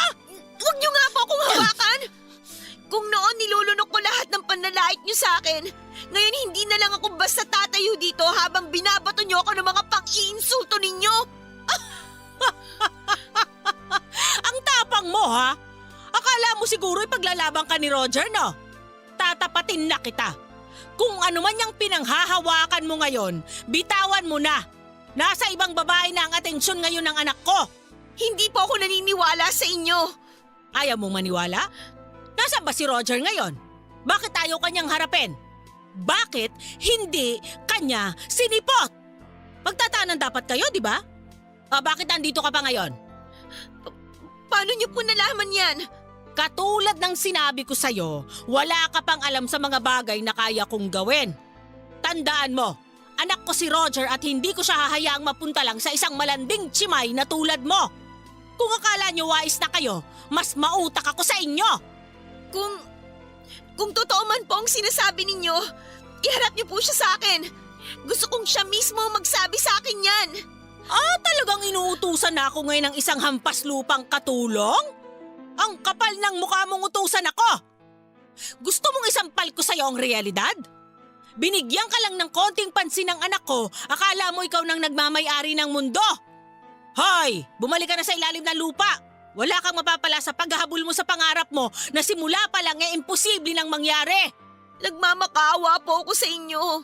Iharap niyo po sa akin si Roger. Kung ayaw niya sa akin, magpakalalaki siya at sabihin niya mismo sa harap ko na tapos na po kami. Hindi ka na niya kailangang harapin. Ako na mismo ang nagsasabi sa'yo na wala na siyang gusto sa'yo. Pinagbigyan ka lang niya sa gusto mo. Hindi ka naman siguro umasa na magkakatuluyan kayo, di ba? Alam mo kung ano mas mabuting gawin mo? Maghanap ka ng trabaho. Maghanap ka ng lalaking mas nababagay sa'yo at mamuhay ka ng payak at masaya. Huwag mong ipilit yung buhay na hindi naman para sa'yo. Kung ayaw niyo po talagang iharap sa akin si Roger, pakisabi na lang po ito sa kanya. Hihintayin ko po siya. Maghihintay po ako sa tagpuan namin. Maghihintay po ako ng sagot. Gawin mo kung anong gusto mo. Wala na akong pakialam. Sinabihan na kita noon na walang mapapala sa iyo ang anak ko, kaso tinuloy mo pa rin ang kalandian mo. Tignan mo tuloy kung sinong naghihirap. Kayo lang naman po ang nagpapahirap sa amin eh. Aba, huwag mong isisi sa akin ang katangahan mo. Pakisabi na lang po sa anak niyo ang mga sinabi ko. Maiwan ko na po kayo. Maraming salamat po. Huwag ka nang babalik dito! Kapag nakita ko pa uli ang pagmumukha mo dito sa harap ng pamamahay ko, ipapahuli na kita sa mga pulis!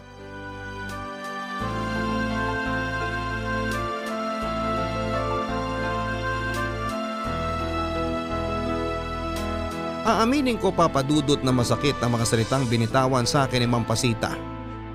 Para yung mga patalim na isinasaksak sa akin ng harap-harapan. Pero kahit na ganoon ay hindi pa rin ako nagpatinag. Hindi pa rin ako sumuko. Gabi-gabi ay bumabalik ako sa puno ng akasya. Sa parehong oras na lang pag-asang sisiputin pa rin ako ni Roger kahit na ano ang mangyari. Araw-araw din ako nag-aabang sa labas ng kanilang paaralan. May isang pagkakataon nga na umakyat pa ako ng bakod para lamang makapasok sa loob, pero nahuli rin ako ng nakabantay na gwardiya. Para na nga rin akong magnanakaw noon na palaging nagmamasid sa paligid ng bahay nila Roger, pero sa huli wala pa rin akong napala. Papadudod sa paglipas ng mga araw ng mga buwan ay unti-unti nang nawawala ng pag-asa ang puso ko. Para bang bigla na lang nawala sa mundo si Roger at ni anong balita sa kanya ay wala na akong nasaga pa. Pinadala ba siya sa ibang lugar? Hindi ko po alam. Wala naman po akong kakilalang kaibigan niya para mapagtanungan. Nang panahong yon ay hindi na rin po nagtatrabaho sa kanila si Aling Teresita na siyang nagpasok sa akin noon para maging kasambahay. Lumipas ang isang taon ay lumipat na ng tirahan sina Ma'am Pasita. Ang dating bahay nila kung saan ay nakatago ang mga ala-ala naming dalawa ni Roger ay unti-unti nang niluma ng panahon. Wala nang tumira doon. Ipinagpatuloy ko pa rin ang buhay, Papa Dudut, at aaminin kong nahirapan akong kalimutan si Roger. Hanggang hindi nasasagot ang mga katanungan sa aking puso't isipan ay kailanman ay hindi ko kayang bitawan si Roger. Mabilis na dumaan ang 10 taon. Marami rin naman po akong nakilalang mga lalaki at sa katunayan ay nagkaroon din ako ng ilang manliligaw.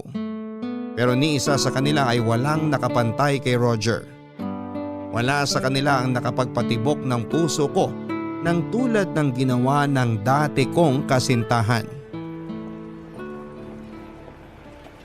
Amelia, Ah, ikaw pala, Manuel. busy ka ba? Hindi naman. Naglilista lang ako ng mga dapat bilhin para sa tindahan ko. Talagang sigurado ka na sa pagpapatayo ng tindahan ah. Oo, may konting ipon na naman ako para makapagsimula. Tsaka sawa na rin ako na mamasukan eh. Mabuti na rin yung magkaroon ako ng sarili kong tindahan para naman makapagpahinga na ako sa mga mabibigat na trabaho. Gusto ko rin kasing maranasan na sarili kong tinda yung binabantayan ko. Tama nga naman. Good luck sa plano mong negosyo. Hayaan mo, pag nagbukas na ang tindahan mo, sa'yo ko bibilin lahat ng kailangan ko. Salamat. Bakit ka nga pala naparito at tinatanong mo kung busy ako? Nagluto kasi ako ng kaldereta, napadami. Gusto sana kitang bigyan. Ito oh. Hala, salamat! Wow, mukhang masarap ito ah. Matagal ko na talagang gustong makakain ulit ng kaldereta. Inaral ko talagang lutuin yan. Nabanggit mo kasi nung nakaraan na gusto mo ulit kumain yan. Ang sweet mo naman. Oo nga, matagal-tagal na rin nung huli akong makatikim nito. Huling beses nung nagtatrabaho pa ako kina Roger. Ayan na naman tayo sa pagbabalik tanaw mo sa nakaraan eh. Niluto ko yan para sumaya ka. Hindi para alalahanin mo yung mga nangyari sa nakaraan mo. Pasensya ka na ha. Halos lahat kasi ng mga masasayang nangyari sa buhay ko nanggaling lang sa iisang tao. Gaano ba kasi kakisig ang Roger na yan at hanggang ngayon hindi mo pa rin siya makalimutan? Hindi naman siya makisig. Payatot nga yun noon Pero alam mo kung anong nagustuhan ko sa kanya? Yung pagiging masiyahing tao niya. Yung tipong kahit pagod na ako sa trabaho pero kapag lumalapit siya sa akin, naaambunan ako ng pagiging positibo niya. Tuwing kasama ko siya, naipaparamdam niya sa akin na hindi naman pala ganun kasama ang buhay. Akala natin pinagsakluban na tayo ng langit at lupa pero hindi natin alam may mga bagay pa rin tayong pwedeng pagkunan ng lakas at inspirasyon. Yun ang naituro sa akin ni Roger, yung hanapin ang araw sa gitna ng bagyo. Kaya naman pala. Oh, anong kaya naman pala? Kaya naman pala kahit anong gawin ko, hindi ko mapantayan si Roger. Ang taas pala ng iniwan niya hindi ko tuloy maabot. Manuel, mabait ka namang tao Mabuti ang puso mo at alam kong magiging mabait kang asawa at ama sa magiging pamilya mo sa hinaharap. Pero hanggang kaibigan lang talaga ang maibibigay ko sa'yo Naiintindihan naman kita. Mahirap talaga kumawala sa unang pag-ibig. Mahirap kalabanin yun kasi alam kong lahat ng lalaking papasok sa buhay mo, hindi mo maiiwasang ikumpara kay Roger.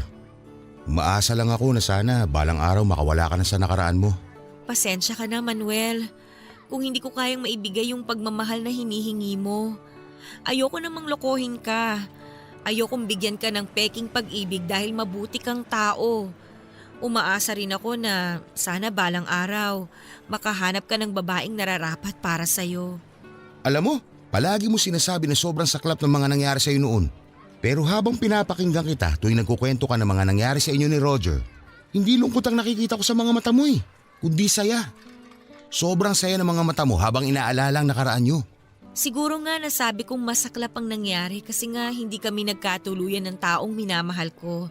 Pero tama ka, ang tinutukoy kong mapait na parte ng buhay ko, ang siya ring pinakamasaya. Nakakatawa, no? Yung taong nagbigay saya sa akin, siya rin yung taong nagbigay ng lungkot sa buhay ko. Kamusta na kaya si Roger ngayon, no? Hindi ko alam.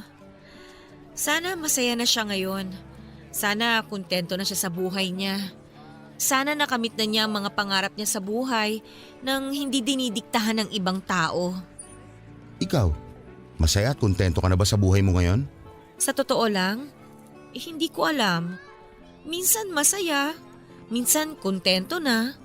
Minsan dinadalaw pa rin naman ako ng lungkot, ng pagsisisi.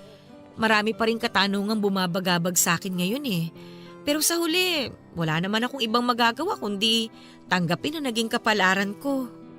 Alam mo kung anong tingin ko? Tingin ko, hindi ka pa masaya.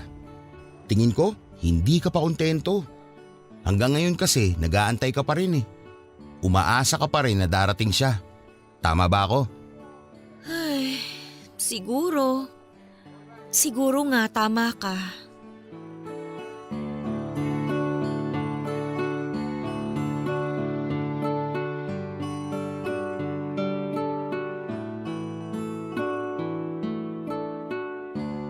Papa Dudut, 63 years old na ako ngayon at dalaga pa rin hanggang ngayon. Sa mga nagdaang panahon ay hindi na ako nakakilala pa ng lalaking kayang patibukin ang puso ko, katulad ng ginawa sa akin ni Roger. Siguro isa rin sa mga naging rason kung bakit hindi na ako nagkaroon pa ng ibang nobyo ay dahil hindi ko pa noon mapakawalan si Roger sa puso ko. Hanggang ngayon ay may parte pa rin ng puso ko ang umaasang balang araw ay matutupad pa rin ang pangako sa akin noon ni Roger sa puno ng akasya. Simula noong huli kaming magkita ay wala na po akong anumang balita tungkol sa kanya. Sinubukan siyang hanapin ng apo ko sa kapatid sa Facebook pero sa libo-libo ng mga taong nagngangalang Roger sa social media ay nahirapan pa rin kaming hanapin ang kinakaroonan niya. Nakakalungkot lang na wala man lang akong litrato niya at tanging ang mga alaala na lang namin na natitira sa aking isipan ng pinangahawakan ko hanggang sa ngayon. Tuwing pumapatak ang petsa kung kailan sana kami magtatanan ay hindi ko nakakaligtaang bumalik sa puno ng akasya na nagsilbi ng isa sa mga alaala ko sa kanya. Doon ay nanumbalik ang matatamis at mapapait na alaala ng kahapon. Nakakalungkot lang Papa Dudut na 3 years ago ay tuluyan ng pinutol ang puno ng akasya para makapagpatayo ang lokal na gobyerno ng sariling establishment para sa aming lugar. Kasabay ng pagkawala ng naturang puno ay doon ko na rin po pinakawalan si Roger sa puso ko. Pinutol ko na rin po noon ang pag-asang darating din ang araw na magkikita pa kami. Kung tatanungin ninyo ako Papa Dudut, ay wala akong pinagsisisihan sa mga naging desisyon ko sa buhay. Hindi ako malungkot na wala akong asawa at hindi ako nagsisisi na wala akong anak. Sa katunayan ay masaya nga ako na sa buong buhay ko ay isang tao lang ang minahal ko ng tunay. Minsan hindi may iwasang pumasok sa isipan ko kung ano kayang naging buhay ko kung sakali mang nagkatuluyan kami ni Roger. Ibang-iba siguro ngayon ang buhay ko kung sakaling ibinigay ng kapalaran sa amin ang pag-ibig na inaasam naming dalawa. Ngayon ay sari-sari store ko po ang pinagkakabalahan ko at isa sa mga pangunahing libangan ko na lamang ay ang makinig ng iba't ibang kwento ng pag-ibig, buhay at pag-asa sa inyong programang Barangay Love Stories. Sapat na sa aking makita na masaya ang pamilya ko. Masaya na akong makita ang mga pamangkin ko at kanilang mga anak na payapang nabubuhay. Malayo sa dating buhay na dinanas ko noong kabataan ko. Dahil sa pagsisikap ng mga kapatid ko na makaahon sa kahirapan ay unti-unti ay nakaranas kami ng kaunting ginhawa. Hindi ko sinasabi na yumaman kami, sapat lang para hindi kami magutom.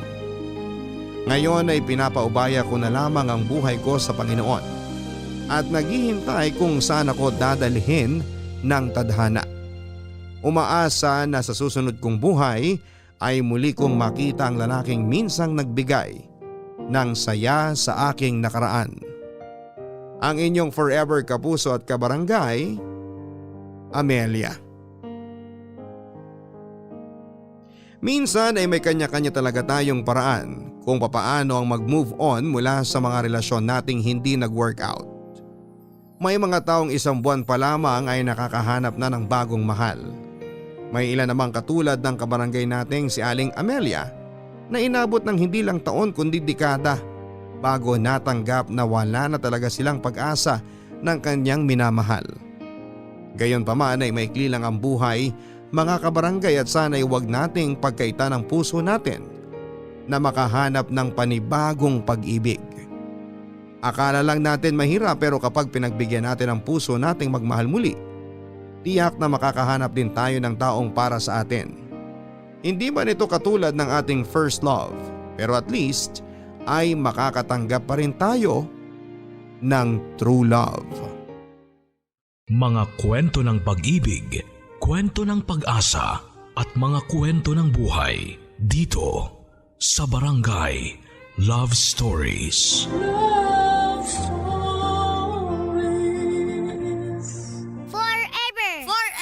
Forever! Nagustuhan ng iyong napakinggan? Ituloy yan via live stream sa www.gmanetwork.com/radio. Ang mga kwento ng pag-ibig, kwento ng buhay at kwento ng pag-asa dito sa Barangay Love Stories. Love Stories.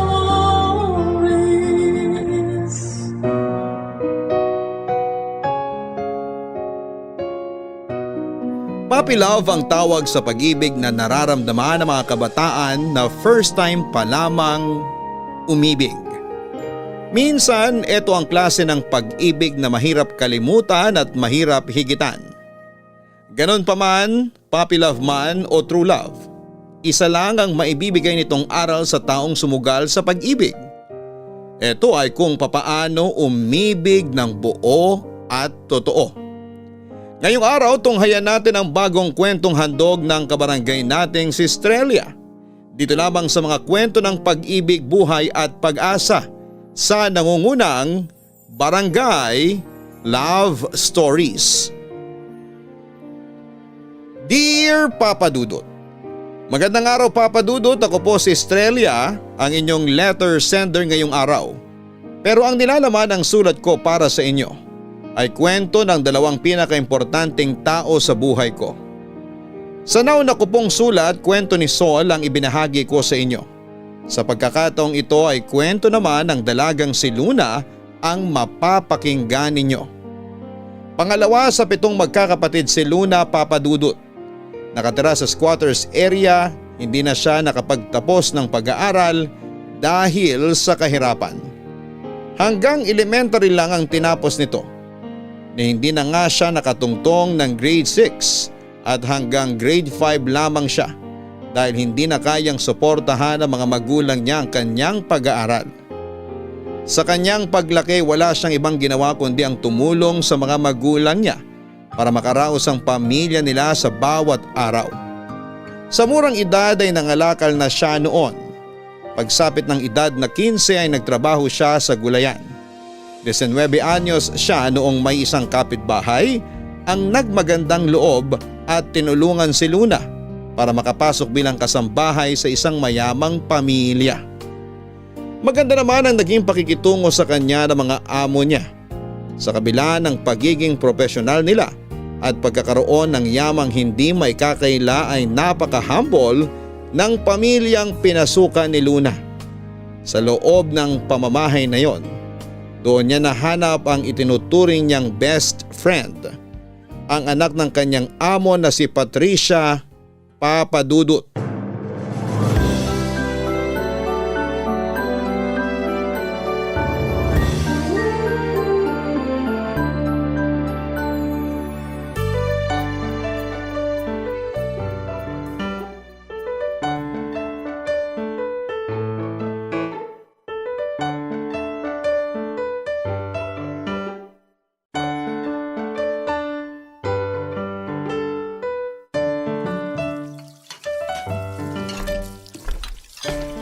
Luna, may ginagawa ka pa?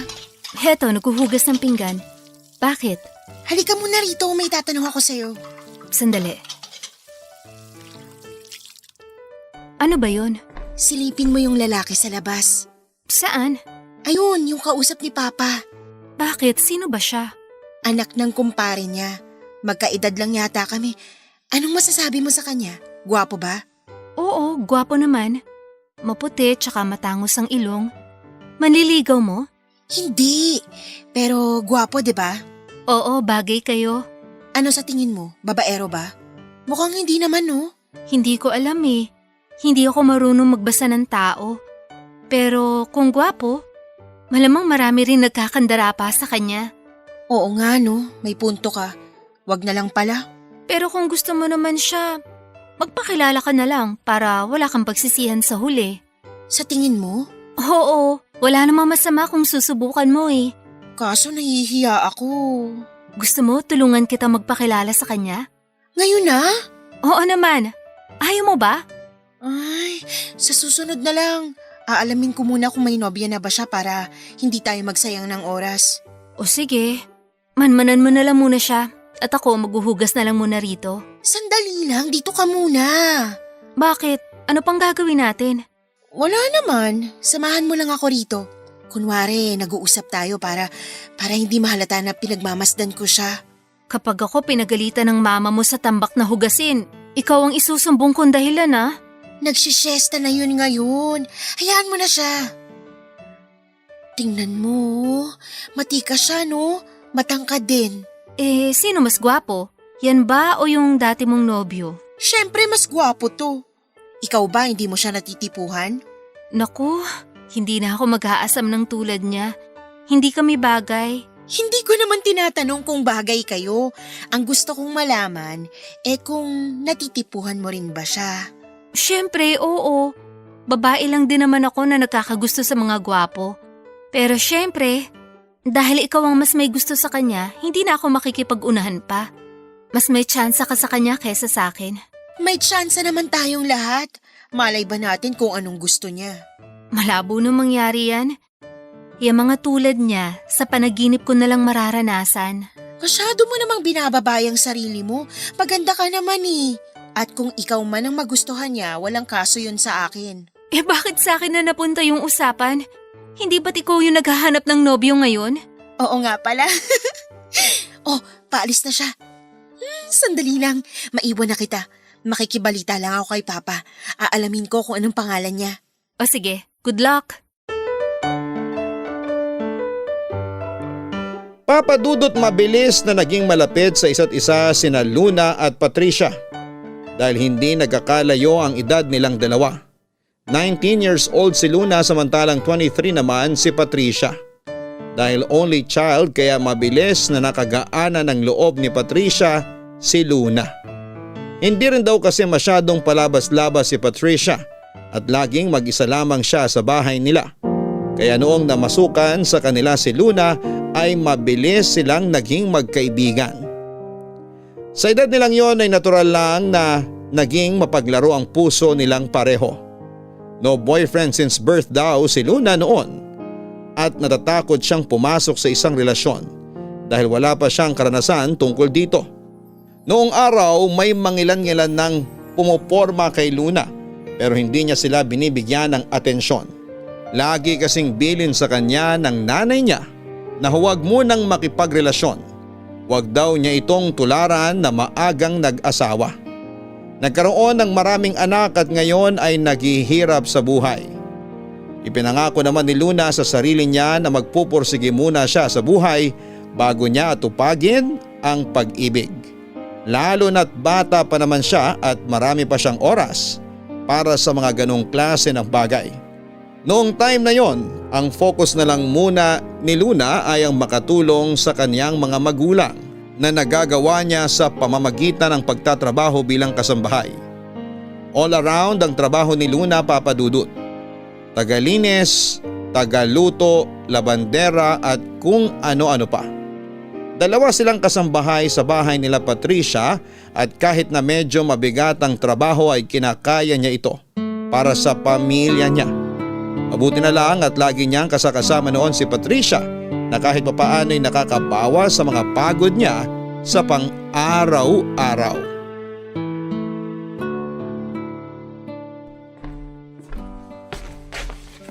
Oh, Luna! Gising ka pa pala? Oo, inihahanda ko lang tong mga rekado para bukas. Anong oras na ba? 11:00 na. Gabi na pala. Kailangan ko nang tapusin to. May bisita yata ang mama mo kaya medyo madaming iluluto bukas. Ah, oo nga. Bibisita rito yung mga amiga niya. Yun nga ang sabi niya. Bakit gising ka pa pala? Hindi ako makatulog eh. Ayaw akong dalawin ng antok. Samahan mo na lang muna ako rito kung gusto mo. May tutulong ba ako? Itong patatas, balatan mo na lang tapos ilagay mo sa tubig. Sige, amin na yan. San kaya pwedeng maglakwatsa bukas? Bakit ka maglalakwatsa? Magkakaroon ng handaan dito sa bahay niyo tapos aalis ka? Ay nako, hindi mo kilala ang mga amiga ni Mama. Tsaka kung napuputaktihin na naman nila ako ng mga tanong tungkol sa dating nobyo ko. Matagal na kayo naghiwalay, di ba? Oo, 2 taon din kami nun. Kung kailan pinakilala ko na siya sa pamilya ko, saka naman kami naghiwalay. Bakit naman? Ano palang dahilan ba't kayo naghiwalay? Nagloko! Talaga? Paano mo naman nalaman? Nahuli ko mismo. Walang yang yun. Naturingan na teacher pero pumapatol sa estudyante. Ang lala naman yan. Mabuti na lang iniwan mo. Oo naman. Anong akala niya? Bibigyan ko siya ng pangalawang pagkakataon? Hindi na. Hindi ako mapagbigay sa mga taong manloloko. Tama nga naman. Ikaw, nagkaroon ka na ba ng nobyo? Naku, hindi pa. Ayaw ni nanay. Bakit naman? Pinagbabawalan ka? Hindi naman ako pinagbabawalan. Pero mas gusto niyang wag muna ako makipagrelasyon. Kasi nga, ayaw daw niya ako matulad sa kanya na maaga nagkaroon ng pamilya. Pero, paano kung may manligaw sa'yo? Hindi ko nalang pinapansin. May kapitbahay nga kami noon na nagpakita ng motibo sa akin. Kako sa kanya, wag muna kasi gusto ko munang tulungan ng mga magulang ko. Ano bang tipo mo sa mga lalaki? Hindi naman ako tumitingin sa panlabas na anyo. Basta ba responsable at walang bisyo, pwede na sa akin yun. Siyempre dapat mahal din niya ako. Ako naman, gusto ko yung profesional. Ayoko sa tambay at palamunin. Tapos dapat gwapo rin. At higit sa lahat, tapat. Sigurado naman ako makakahanap ka ng lalaking tulad ng sinasabi mo. Maganda ka naman tsaka mayaman. Pero ang hirap ng makahanap ng tapat ngayon. Halos lahat yata ng lalaki manloloko na Hindi naman lahat. Yung papa mo ba, manloloko? Hindi naman, di ba? O sige, hindi lahat. Pero karamihan manloloko. Kaya nga ayoko rin makipagrelasyon pa Baka masayang lang ang oras ko, lalo na kapag natapat ako sa manloloko. Tama ka dyan sa sinabi mo.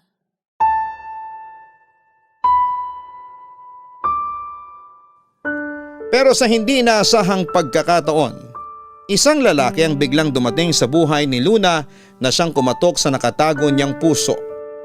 1969 noon, nung unang nakatagpo ni Luna ang kauna-unahang lalaki na bumihag sa kanyang puso, si Manuel. Binabakbak noon ang kalsada sa harapan ng bahay nila Patricia para sa isang road widening project. Mahabang kalsada sa lugar nila pero masikip ito, kaya karaniwang one-way lang ang daanan. Matagal na rin kasing inirereklamo ng mga tao doon ang isang drainage sa lugar. Kaunting ulan lang ay binabaha na sila. 5 buwan daw na tumagal ang nangyaring road widening, Papa Dudut.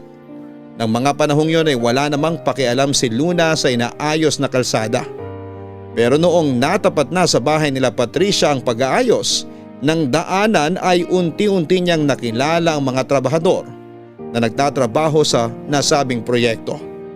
2 beses sa isang linggo kasi ay nagpapaabot ng merienda ang amo ni Luna sa mga trabahador bilang suporta na rin sa ginagawa nila. Ganoon daw kabait ang mga magulang ni Patricia, Papa Dudut. Hanggang may kaya silang itulong ay itinutulong nila. Kay Luna natoka noon ng paggawa ng merienda para sa mga trabahador. Minsan nagdadala siya ng tubig sa kanila at ipinagluluto nila ito ng pagkain bago sila matapos sa ginagawa nila. Doon na po niya unang nasilayan si Manuel. Papa Dudut, hindi naging maganda ang unang pagkikita nila Luna at Manuel. Nagluto siya noon ng bilo-bilo. Ito ang ilan sa mga recipe na natutunan niya mula sa kanyang nanay. Pagsapit ng 3:00 ay karaniwang nagpapahinga na ang mga trabahador. Pero ng araw na yon ay abala pa rin ang lahat sa mga ginagawa nila. Lumabas si Luna, dala ang mainit-init pang bilo-bilo at inaya niya ang mga trabahador na magpahinga na muna. Hindi siya pinansin ng mga ito hanggang sa isang lalaki ang lumapit kay Luna at tinanong kung sino siya.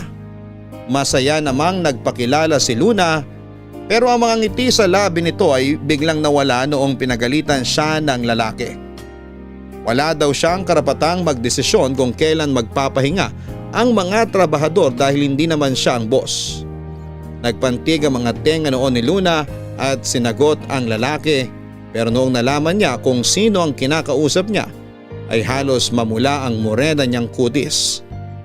Ang lalaki pa lang yon ay walang iba kundi ang engineer ng mga gumagawa.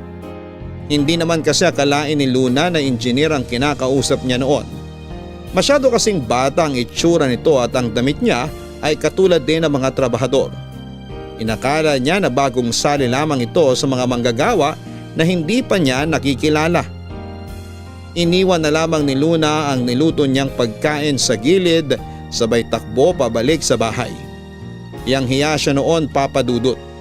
Lalo na't nakita ng lahat ang nangyaring bangayan sa pagitan ng dalawa. Simula noon ay kinausap na ni Luna ang kasama niyang kasambahay na magpalit sila ng trabaho pero hindi naman pumayag ang kasama niya. Noong dumating ang araw na nagpamerienda ulit ang amo niya ay bumahag ang buntot ni Luna.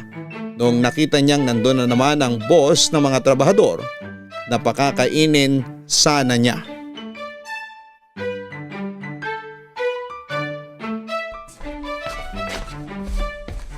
Uy, Patricia.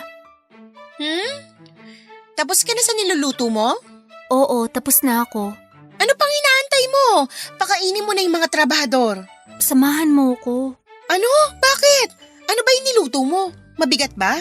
Hindi naman, pero nahihiya kasi akong lumabas. Ba't ka naman nahihiya? Basta, samahan mo na ako. Ayoko. Nasa magandang parte na ako nitong binabasa kong libro. Pwede mo namang ituloy yan mamaya eh. Sige na, parang awa mo na, samahan mo na ako.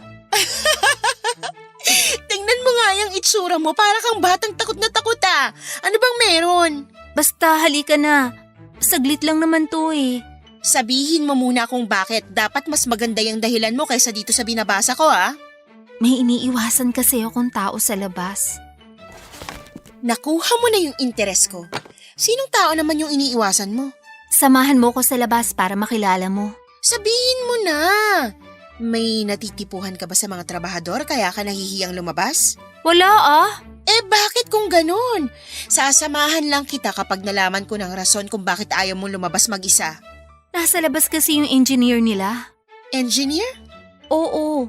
Nakasagutan ko kasi siya nung huli, kaya hanggat maaari, ayoko na magpakita pa sa kanya. Talaga? Ba't kayo nagkasagutan? Mahabang kwento. Sabihin mo na, bahala ka. Hindi kita sasamahan. Patricia naman eh. Nag-aantay ako. Ay, ganito yung nangyari. Inaya ko magmerienda yung mga trabahador kasi nga 3:00 na eh. Ganong oras naman talaga ako nagpapakain. Tapos? Tapos, bigla ko nilapitan ng isang lalaki. Pinagalitan niya ako kasi bakit daw ako nagdedesisyon para sa mga trabahador niya. Anong sinabi mo? Sinungitan ko siya. Sinabi ko sa kanya na dati na ako nagbibigay ng merienda sa kanila. Naisip ko na baka bago lang siya kaya hindi niya ako kilala. Tapos ano nangyari? Tapos nagpakilala siya sa akin. Siya pala yung engineer nila. Nakahanap ka na yata ng katapat mo ah. Sige, sasamahan kita. Talaga, sasamahan mo na ako. Salamat, Patricia. Hiyang-hiya talaga ako nung araw na yun eh. Oo, gusto kong makita tong engineer na tinutukoy mo. Ikaw mag-aabot ha? Doon lang ako sa likod mo. Sige, ako nang bahala sa'yo. Halika na, nasa kusina yung niluto ko. Abot-abot ang pasasalamat ni Luna kay Patricia noon dahil si Patricia ang humarap sa mga trabahador at sa engineer. Banana Q at juice ang inihanda niyang merienda noong araw na yon. Nagulat nga raw si Luna ng mga sandaling yon, Papa Dudut, dahil nung si Patricia na ang humarap sa kanila ay para bang napakabait ng engineer sa kanya. Nakangiti ito at nakipagbiruan pa. Kabaligtaran nito ang nangyari sa kanya na sinungitan siya nito noong una silang nagkita. Masungit, isnabero at istrikto, iyan daw ang unang impresyon ni Luna sa lalaki na kalaunan ay nalaman niyang Manuel ang pangalan mula kay Patricia. Dahil sa naunang nangyari ay hindi na naging maganda ang dugo ni Luna kay Manuel. Ang kinakainis pa niya noon ay araw-araw nang nagpupunta si Manuel sa site para bantayan ang mga trabahador niya na dati ay hindi naman niya ginagawa. Papadudot, hindi inaasahan noon ni Luna na magkakagusto si Patricia kay Manuel. Isang beses pa lamang silang nagkita noon pero na-impress na daw kaagad ang dalaga sa kanya. Bilang supportive na kaibigan ay tinulungan ni Luna na mas mapalapit si Patricia kay Manuel.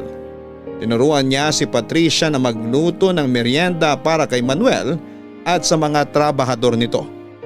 Simula noon ay si Patricia na ang naghahatid ng pagkain sa kanila para mabigyan siya ng pagkakataon na makipag-usap kay Manuel at kilalanin pa ito ng masinsinan.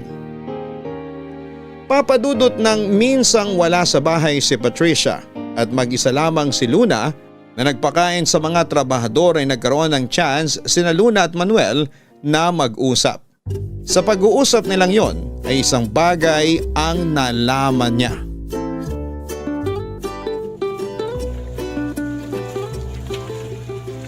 Ginoo, mawalang galang na, Ginoo. Magmerienda na po kayo. Mamaya pa sila pwedeng magmerienda. Nakikita mo namang may ginagawa pa sila eh. Baka naman malipasan ng gutom yung mga trabahador mo sa pinagagagawa mo. Kanina pa sila nagtatrabaho ah. Sanay na yung mga yan. May ipinagawang merienda si ma'am para sa inyo. Dapat kapag may grasyang ibinibigay sa inyo, tanggapin nyo kaagad. Maya-maya pang konti. Papantayin lang nila yung bagong buhos na simento bago sila magpahinga. Iwan ko na lang to. Saan ko pwedeng ilapag? Ano ba yung ginawa mo? Sandwich. Kasya naman siguro to sa inyo. Ilan ba kayo? Sandali, ilan nga ba pumasok ngayon? 1, 2, 4, 6, 8. 8 lahat. Umuwi na yung iba eh. Tapos pangsyam ka. Naku, mukhang kulang tong ginawa ko ah. Ilan ba yan? Hati-hati na lang kami kung hindi kasya. Saktong 8 eh. Sandali lang, igagawa kita ng para sa'yo. Kahit wag na. Makita lang kita, busog na ako. Tigilan mo nga ako. Magsisimula ka na naman dyan. Wala akong oras para makipagbiruan sa'yo. Ang sungit mo naman. Lagi ka na lang galit. Hindi ako galit. Hindi lang talaga ako mabait sa mga kagaya mo. Ha? Bakit? Ano bang meron sa akin? Bahala ka dyan. Iiwan ko na lang to. Dito ka na muna. Samahan mo kami magmerienda. Marami akong trabaho sa loob. Ikaw nang bahala magpakain sa mga trabahador mo ah. Oh, heto. Kunin mo na. Ayokong kunin yan. Di nga ako kasama sa bilang eh. Hindi ko nga alam kung ilan kayo. 8 lang nabilang ko kanina. Kunin mo na to, ihahabol ko na lang yung kulang. Wag na, pagkakasyahin na lang namin to. Hawakan mo na to na makagawa ko ng bago. Aagawan mo pa yung mga trabahador mo eh. Sila yung pagod, sila dapat yung kumain. Antayin mo na lang yung sayo. Total wala ka namang ginagawa at nakatayo ka lang naman dyan maghapon. Ang sungit talaga. Ang hirap mo namang suyuin. Hanggang ngayon ba galit ka pa rin sa akin? Kasi napagsalitaan kita nung unang araw na nagkita tayo. Sabing hindi ako galit. Kumukulo lang talaga ang dugo ko tuwing nakikita kita. Kumukulo dahil? Baka naman ibang klaseng pagkulo ng dugo yan ha? Dahil naaalibadbaran ako sa pagmumukha mo. Talaga?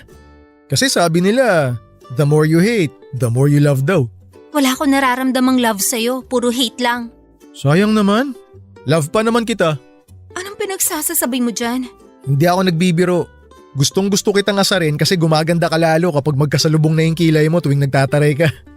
Alam mo, kung wala ka magawa sa buhay, wag mo kong idamay. Kung naghahanap ka ng kaharutan, hindi ako yun. Si Patricia ang kulitin mo kasi siya ang may gusto sa'yo. Ayaw ko sa kanya eh.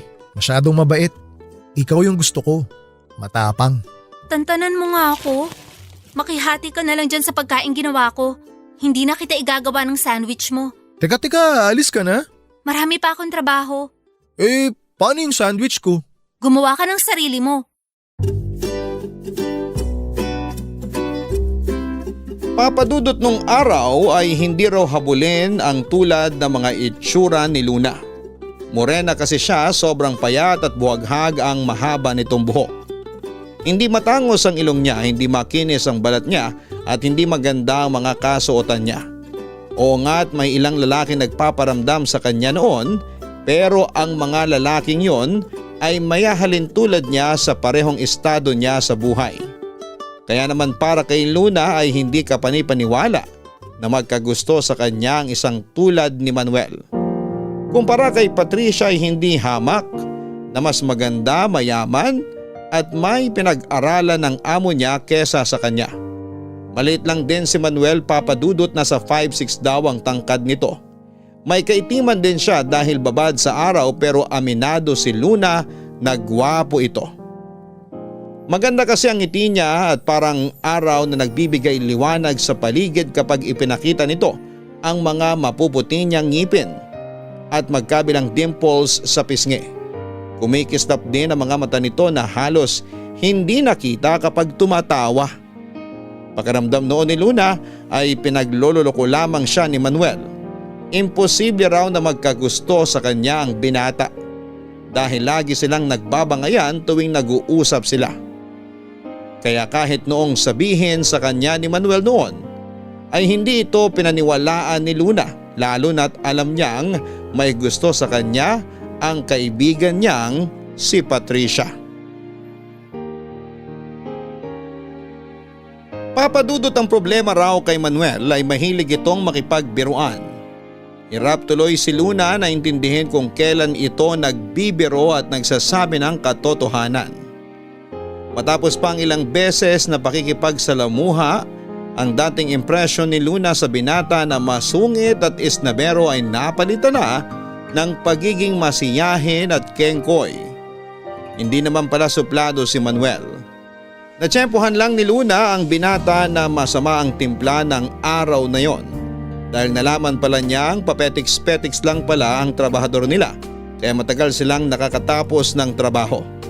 Simula noon ay binantayan na ni Manuel ang mga trabahador niya at doon lang bumilis ang pag-aayos ng kalsada nila. Kalaunan sa hindi naasahang pagkakataon ay unti-unti ring nakabuo ng pagkagusto si Luna kay Manuel. Hindi man niya ito inaamin ay napapansin niya noon na lagi na siyang sumisilip sa labas para i-check kung anong ginagawa ni Manuel. Lagi lang itong nakatayo at nagmamasid habang ang dalawang kamay nito ay nakasukbit sa bewang nito. Tuwing nakikita niyang binata ay bumibilis ang tibok ng puso ni Luna at nakakaramdam daw siya ng excitement. Doon lang napagtanto ng dalaga na kahit away bati silang dalawa ay nahulog na ang loob niya kay Manuel. Ganon pa man ay pilit na pinigilan ni Luna ang nararamdaman niya. Alam kasi niya na gusto rin ni Patricia si Manuel at ayaw niyang magmukhang mang-aagaw. Isa pa ay mas mahalaga ang pagkakaibigan nila ni Patricia kesa sa nararamdaman niya kay Manuel. Kaya naman minabuti na lamang ni Luna na itago ang nararamdaman niya.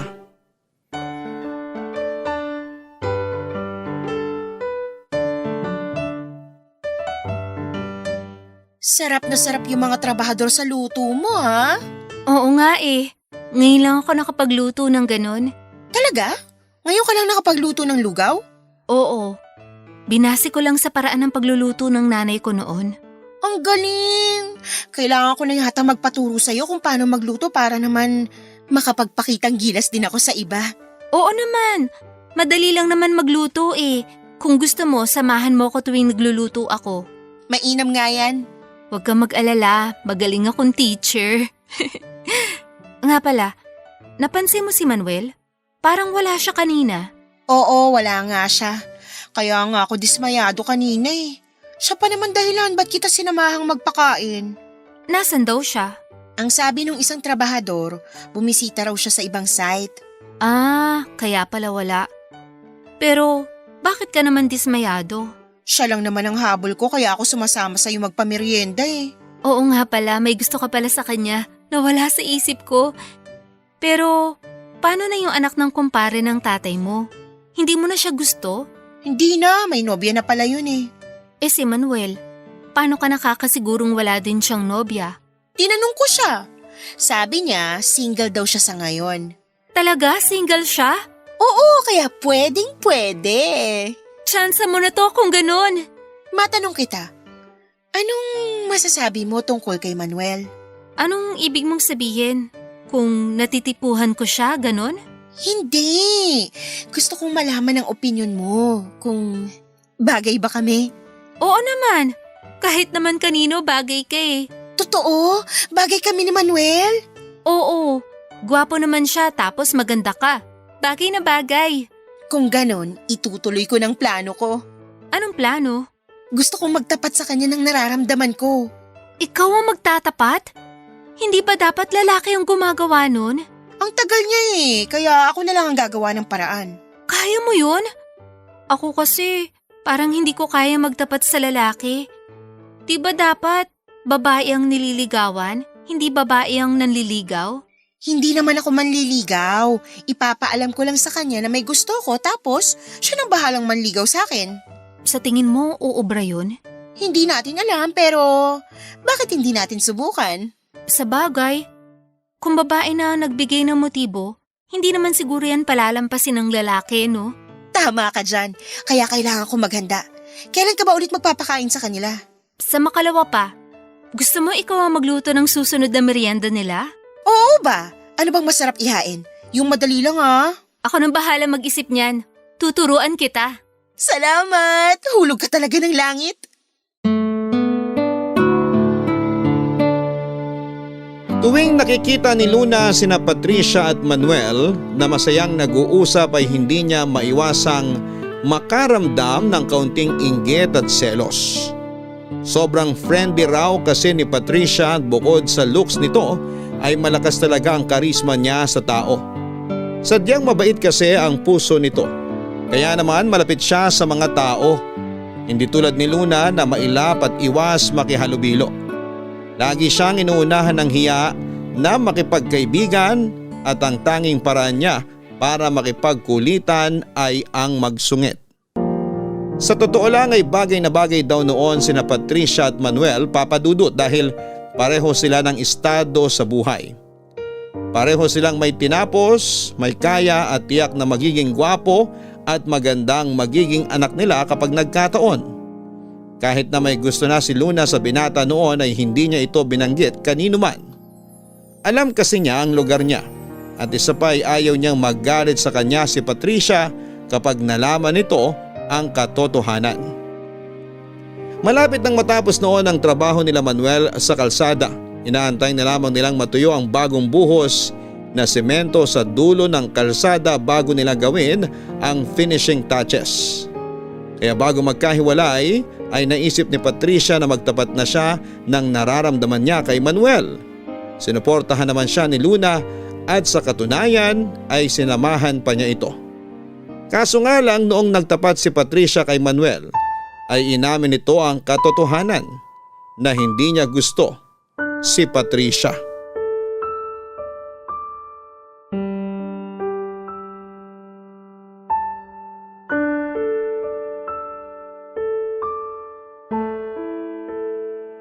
Ay, pasensya ka na Patricia. Maganda ka, matalino, mayaman. Pero hindi talaga kita nakikita para maging kasintahan ko eh. Bakit naman? Oo nga, wala ka nang hahanapin pa. Na kay Patricia na lahat kung tutuusin. Ano bang hinahanap mo sa isang babae? Bakit hindi ako pwede? Hindi ko rin alam kung ano ba talaga hinahanap ko pero may nakilala kasi akong babae na natitipuhan ko ngayon. Pasensya ka na talaga ha. Kilala ko ba siya? Kung sasabihin ko bang oo, magagalit ka ba? Sino? Sabihin mo kung sino yung babaeng yun para malaman ko kung bakit mas gusto mo siya kaysa sa akin. Ayan, nakatayo sa tabi mo. Sino? Si Luna? Ako? Oo, ikaw Luna. Siya ang gusto ko, Patricia. Nagpapatawa ka ba? Patricia, huwag ka maniwala sa kanya. Nagbibiro na naman siguro yung si Manuel. Hindi totoo yung lumalabas sa bibig niya. Ano namang nagustuhan mo kay Luna? Masungit, suplada, mataray pero maalaga. Mabuti ang puso, marunong makibagay. Tumigil ka nga dyan, Manuel. Magseryoso ka naman kahit ngayon lang. Nagtatapat sa itong kaibigan ko tapos pinaglololoko mo lang kami? Sino ba kasing nagsabi na nakikipaglokohan ako? Seryoso ako, Luna. Ikaw nga ang gusto ko. Hindi ka kapanipaniwala. Bakit naman ayaw mong maniwala? Maiwan ko na kayo dyan. Kayo na lang munang dalawang mag-usap. Patricia, sandali! Pag-usapan niyo yan. Total, ikaw naman palang gusto niya. Patricia, antayin mo ako! Teka, Luna. Mag-usap muna tayo. Wala tayong pag-uusapan. Si Patricia ang kailangan mong kausapin, hindi ako. Nasabi ko na sa kanya ang gusto niyang malaman. Wala na kaming dapat pag-usapan. Alam mo ba kung gaano kahirap para sa aming babae ang magtapat ng damdamin? Tapos ganun lang ang ginawa mo? Ano ba dapat ang gusto mong gawin ko? Lokohin ko siya. Mas mabuti na yun na nalaman niya yung totoo. Kesa naman abusuin ko yung nararamdaman niya para sa akin. At ano tong sinasabi mo na gusto mo ko? Kailangan mo ba talagang gawin yon para lang masabi mong hindi mo gusto si Patricia? Kailangan mo pa ba akong idamay? Totoo ang mga sinabi ko, Luna. Gusto kita.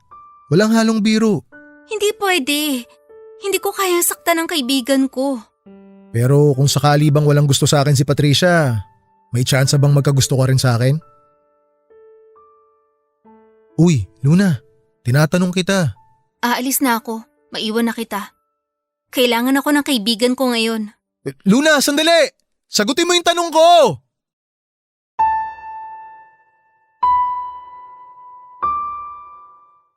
Noong nalaman ni Patricia na si Luna ang gusto ni Manuel ay kapansin-pansin ang paglayo ni Patricia dito.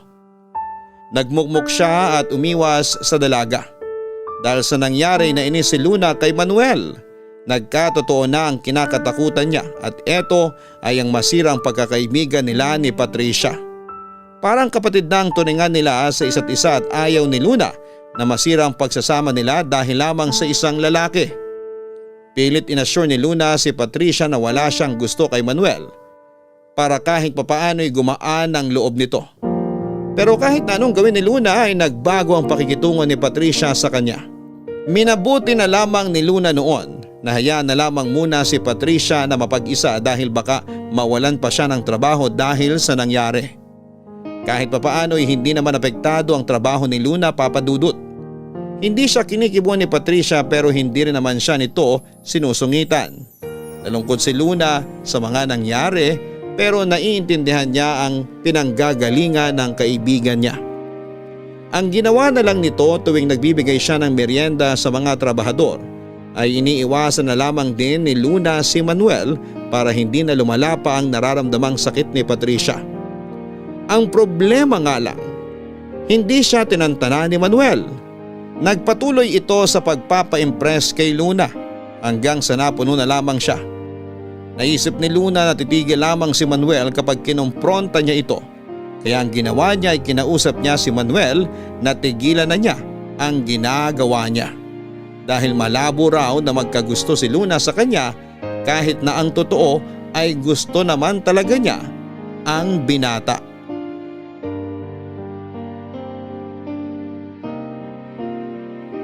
Papadudot inakala ni Luna noon na pagkatapos nitong pagsabihan si Manuel ay titigil na ito pero kabaligtaran ang nangyari.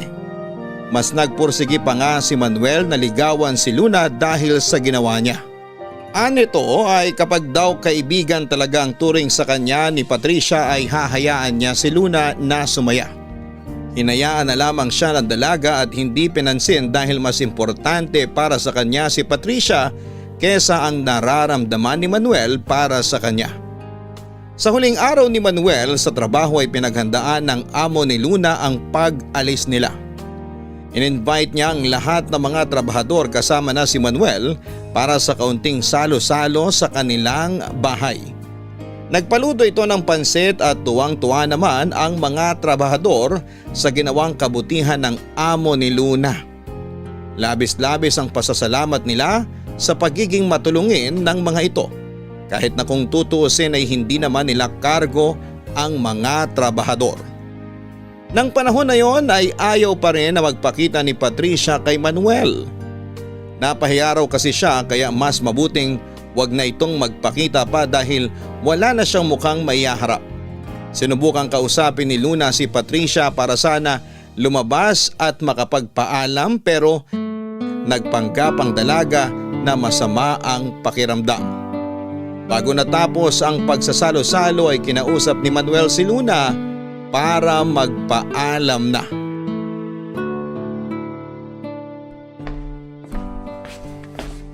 Luna, alis na kami. Nasaan pala si Patricia? Hindi na siya nagpakita. Hindi pa raw maganda yung pakiramdam niya eh.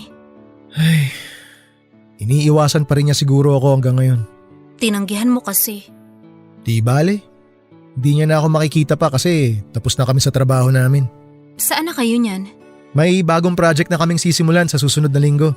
Agad-agad? Ang bilis naman. Marami kasing proyekto yung kumpanya namin ngayon. Mabuti naman. Paano ba yan? Wala na akong lulutuan kada linggo. Oo nga no. Ay, mamimiss daw nila yung mga meriendang ginagawa mo. Ganun talaga ang buhay. Walang permanente sa mundo. Luna, may gusto nga pala akong sabihin sa'yo. Ano? Huwag kang magagalit ha. Ano nga yun? Sabi ko huwag ka muna magagalit eh. Susungitan mo na naman kasi ako kapag sinabi ko to. Sige na, sabihin mo na. Hindi ako magsusungit. O eto na. Ang gusto ko lang talagang sabihin, seryoso ako sa mga sinabi ko sa'yo. Gusto talaga kitang ligawan. Manuel, sinabi ko na sa'yo. Hindi pwede. Bakit hindi pwede? Dahil ba kay Patricia? Oo. Alam naman natin pareho na gusto ka niya. Mas lalo lang siya masasaktan kapag nakita niyang nililigawan mo ko.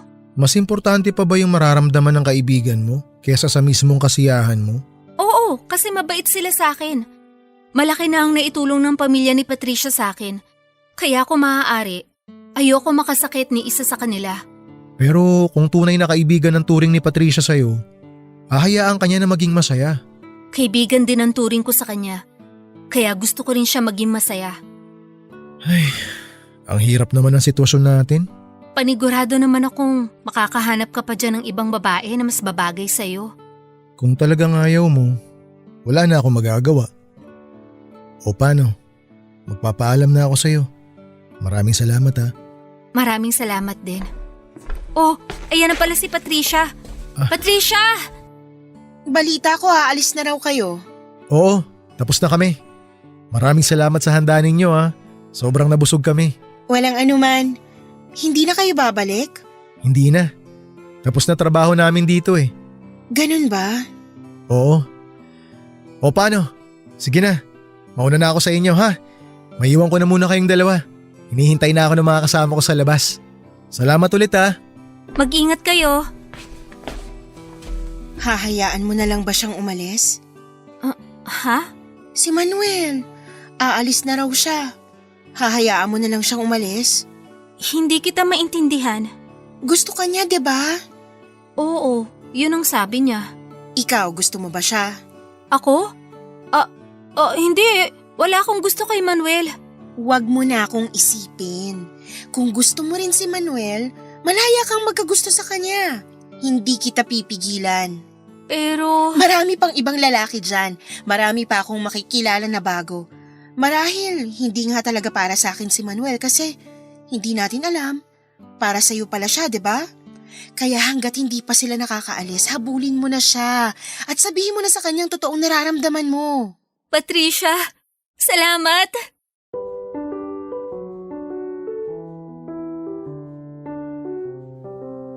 Bago tuluyang makaalis si Manuel ng hapon na yon ay hinabol ni Luna ang binata para sabihin ang magandang balita. Doon din ay pumayag siyang magpaligaw na kay Manuel. Halos magkatalon sa tuwa si Manuel noong sa wakas ay umamin na rin si Luna.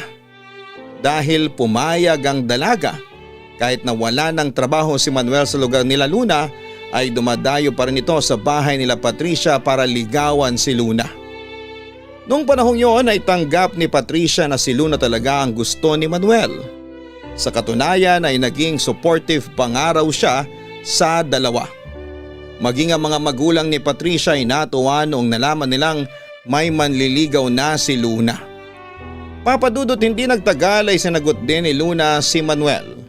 Alam niyang magkaiba ang estado nilang dalawa pero hindi ito naging hadlang sa pagkakaibigan ng binata at dalaga. Para kay Luna, si Manuel daw ang nagsilbing araw niya na siyang nagbigay ng liwanag sa mundo niya na pinapalibutan ng madilim na kahirapan. Salat man siya sa yaman, ang kawalan nito ay pinuna naman ni Manuel ng tunay na pagmamahal. At doon pa lang ay masaya na si Luna. Nung nalaman ng magulang ni Luna na may nobyo na siya ay hindi naman siya pinagbawalan ng mga ito. Pero pinagsabihan siya na mag-ingat lang. Naging masaya ang pagsasama ni Manuel at Luna. Isang buwan bago ang anniversary nila bilang magkasintahan ay isang sorpresa ang inihanda ni Manuel para kay Luna. Sa tulong ni Patricia ay naghanda sila ng maliit na salo-salo sa kanilang bahay para mag-celebrate ng kanilang 1 taon na pagsasama.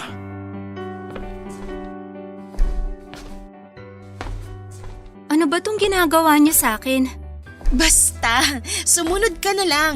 Huwag mong tatanggalin yung piring sa mata mo ha. Tulungan mo ko maglakad, baka madapa ako. Hindi ko pa naman nakikitang dinadaanan ko. Malapit na tayo. Ayan, nandito na tayo. Pagbilang ko ng 3, tanggalin mo na yung blindfold mo ha. 1, 2, 3. Surprise! Surprise! Manuel! Anong ginagawa mo rito? Akala ko ba nasa site ka ngayon? Maaga ako nagpaalam para mapuntahan kita rito ngayong araw. Anong okasyon? Bakit may dala kang cake? Hindi lang cake ang dala niyan. Marami siyang pagkaing hinanda. Para saan? Wala namang may birthday ah. Para sa anniversary natin to. Ha? Sa susunod na buwan pa naman yun ah. Alam ko, pero naisip ko na ngayon na natin ipagdiwang yung anibersaryo natin.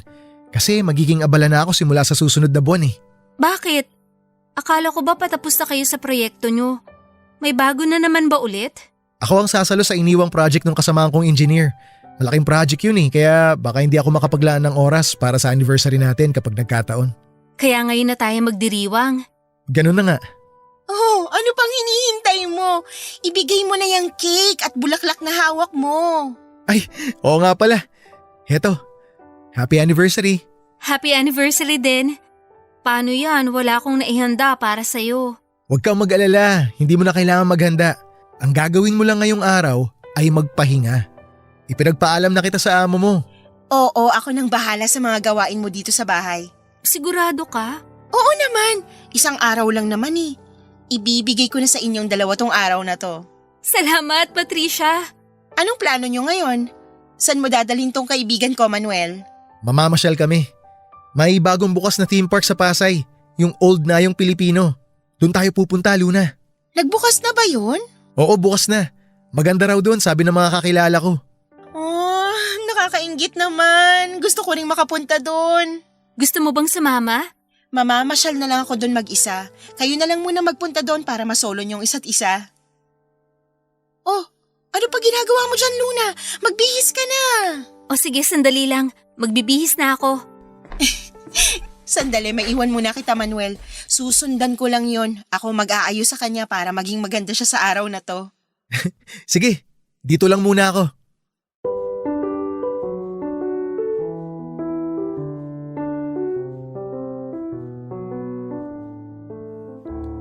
Sobrang saya ni Luna noong araw na yon, Papa Dudut.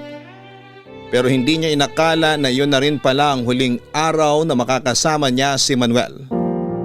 Ilang linggo matapos ang naging selebrasyon nila ay isang aksidente ang kinasangkutan ni Manuel.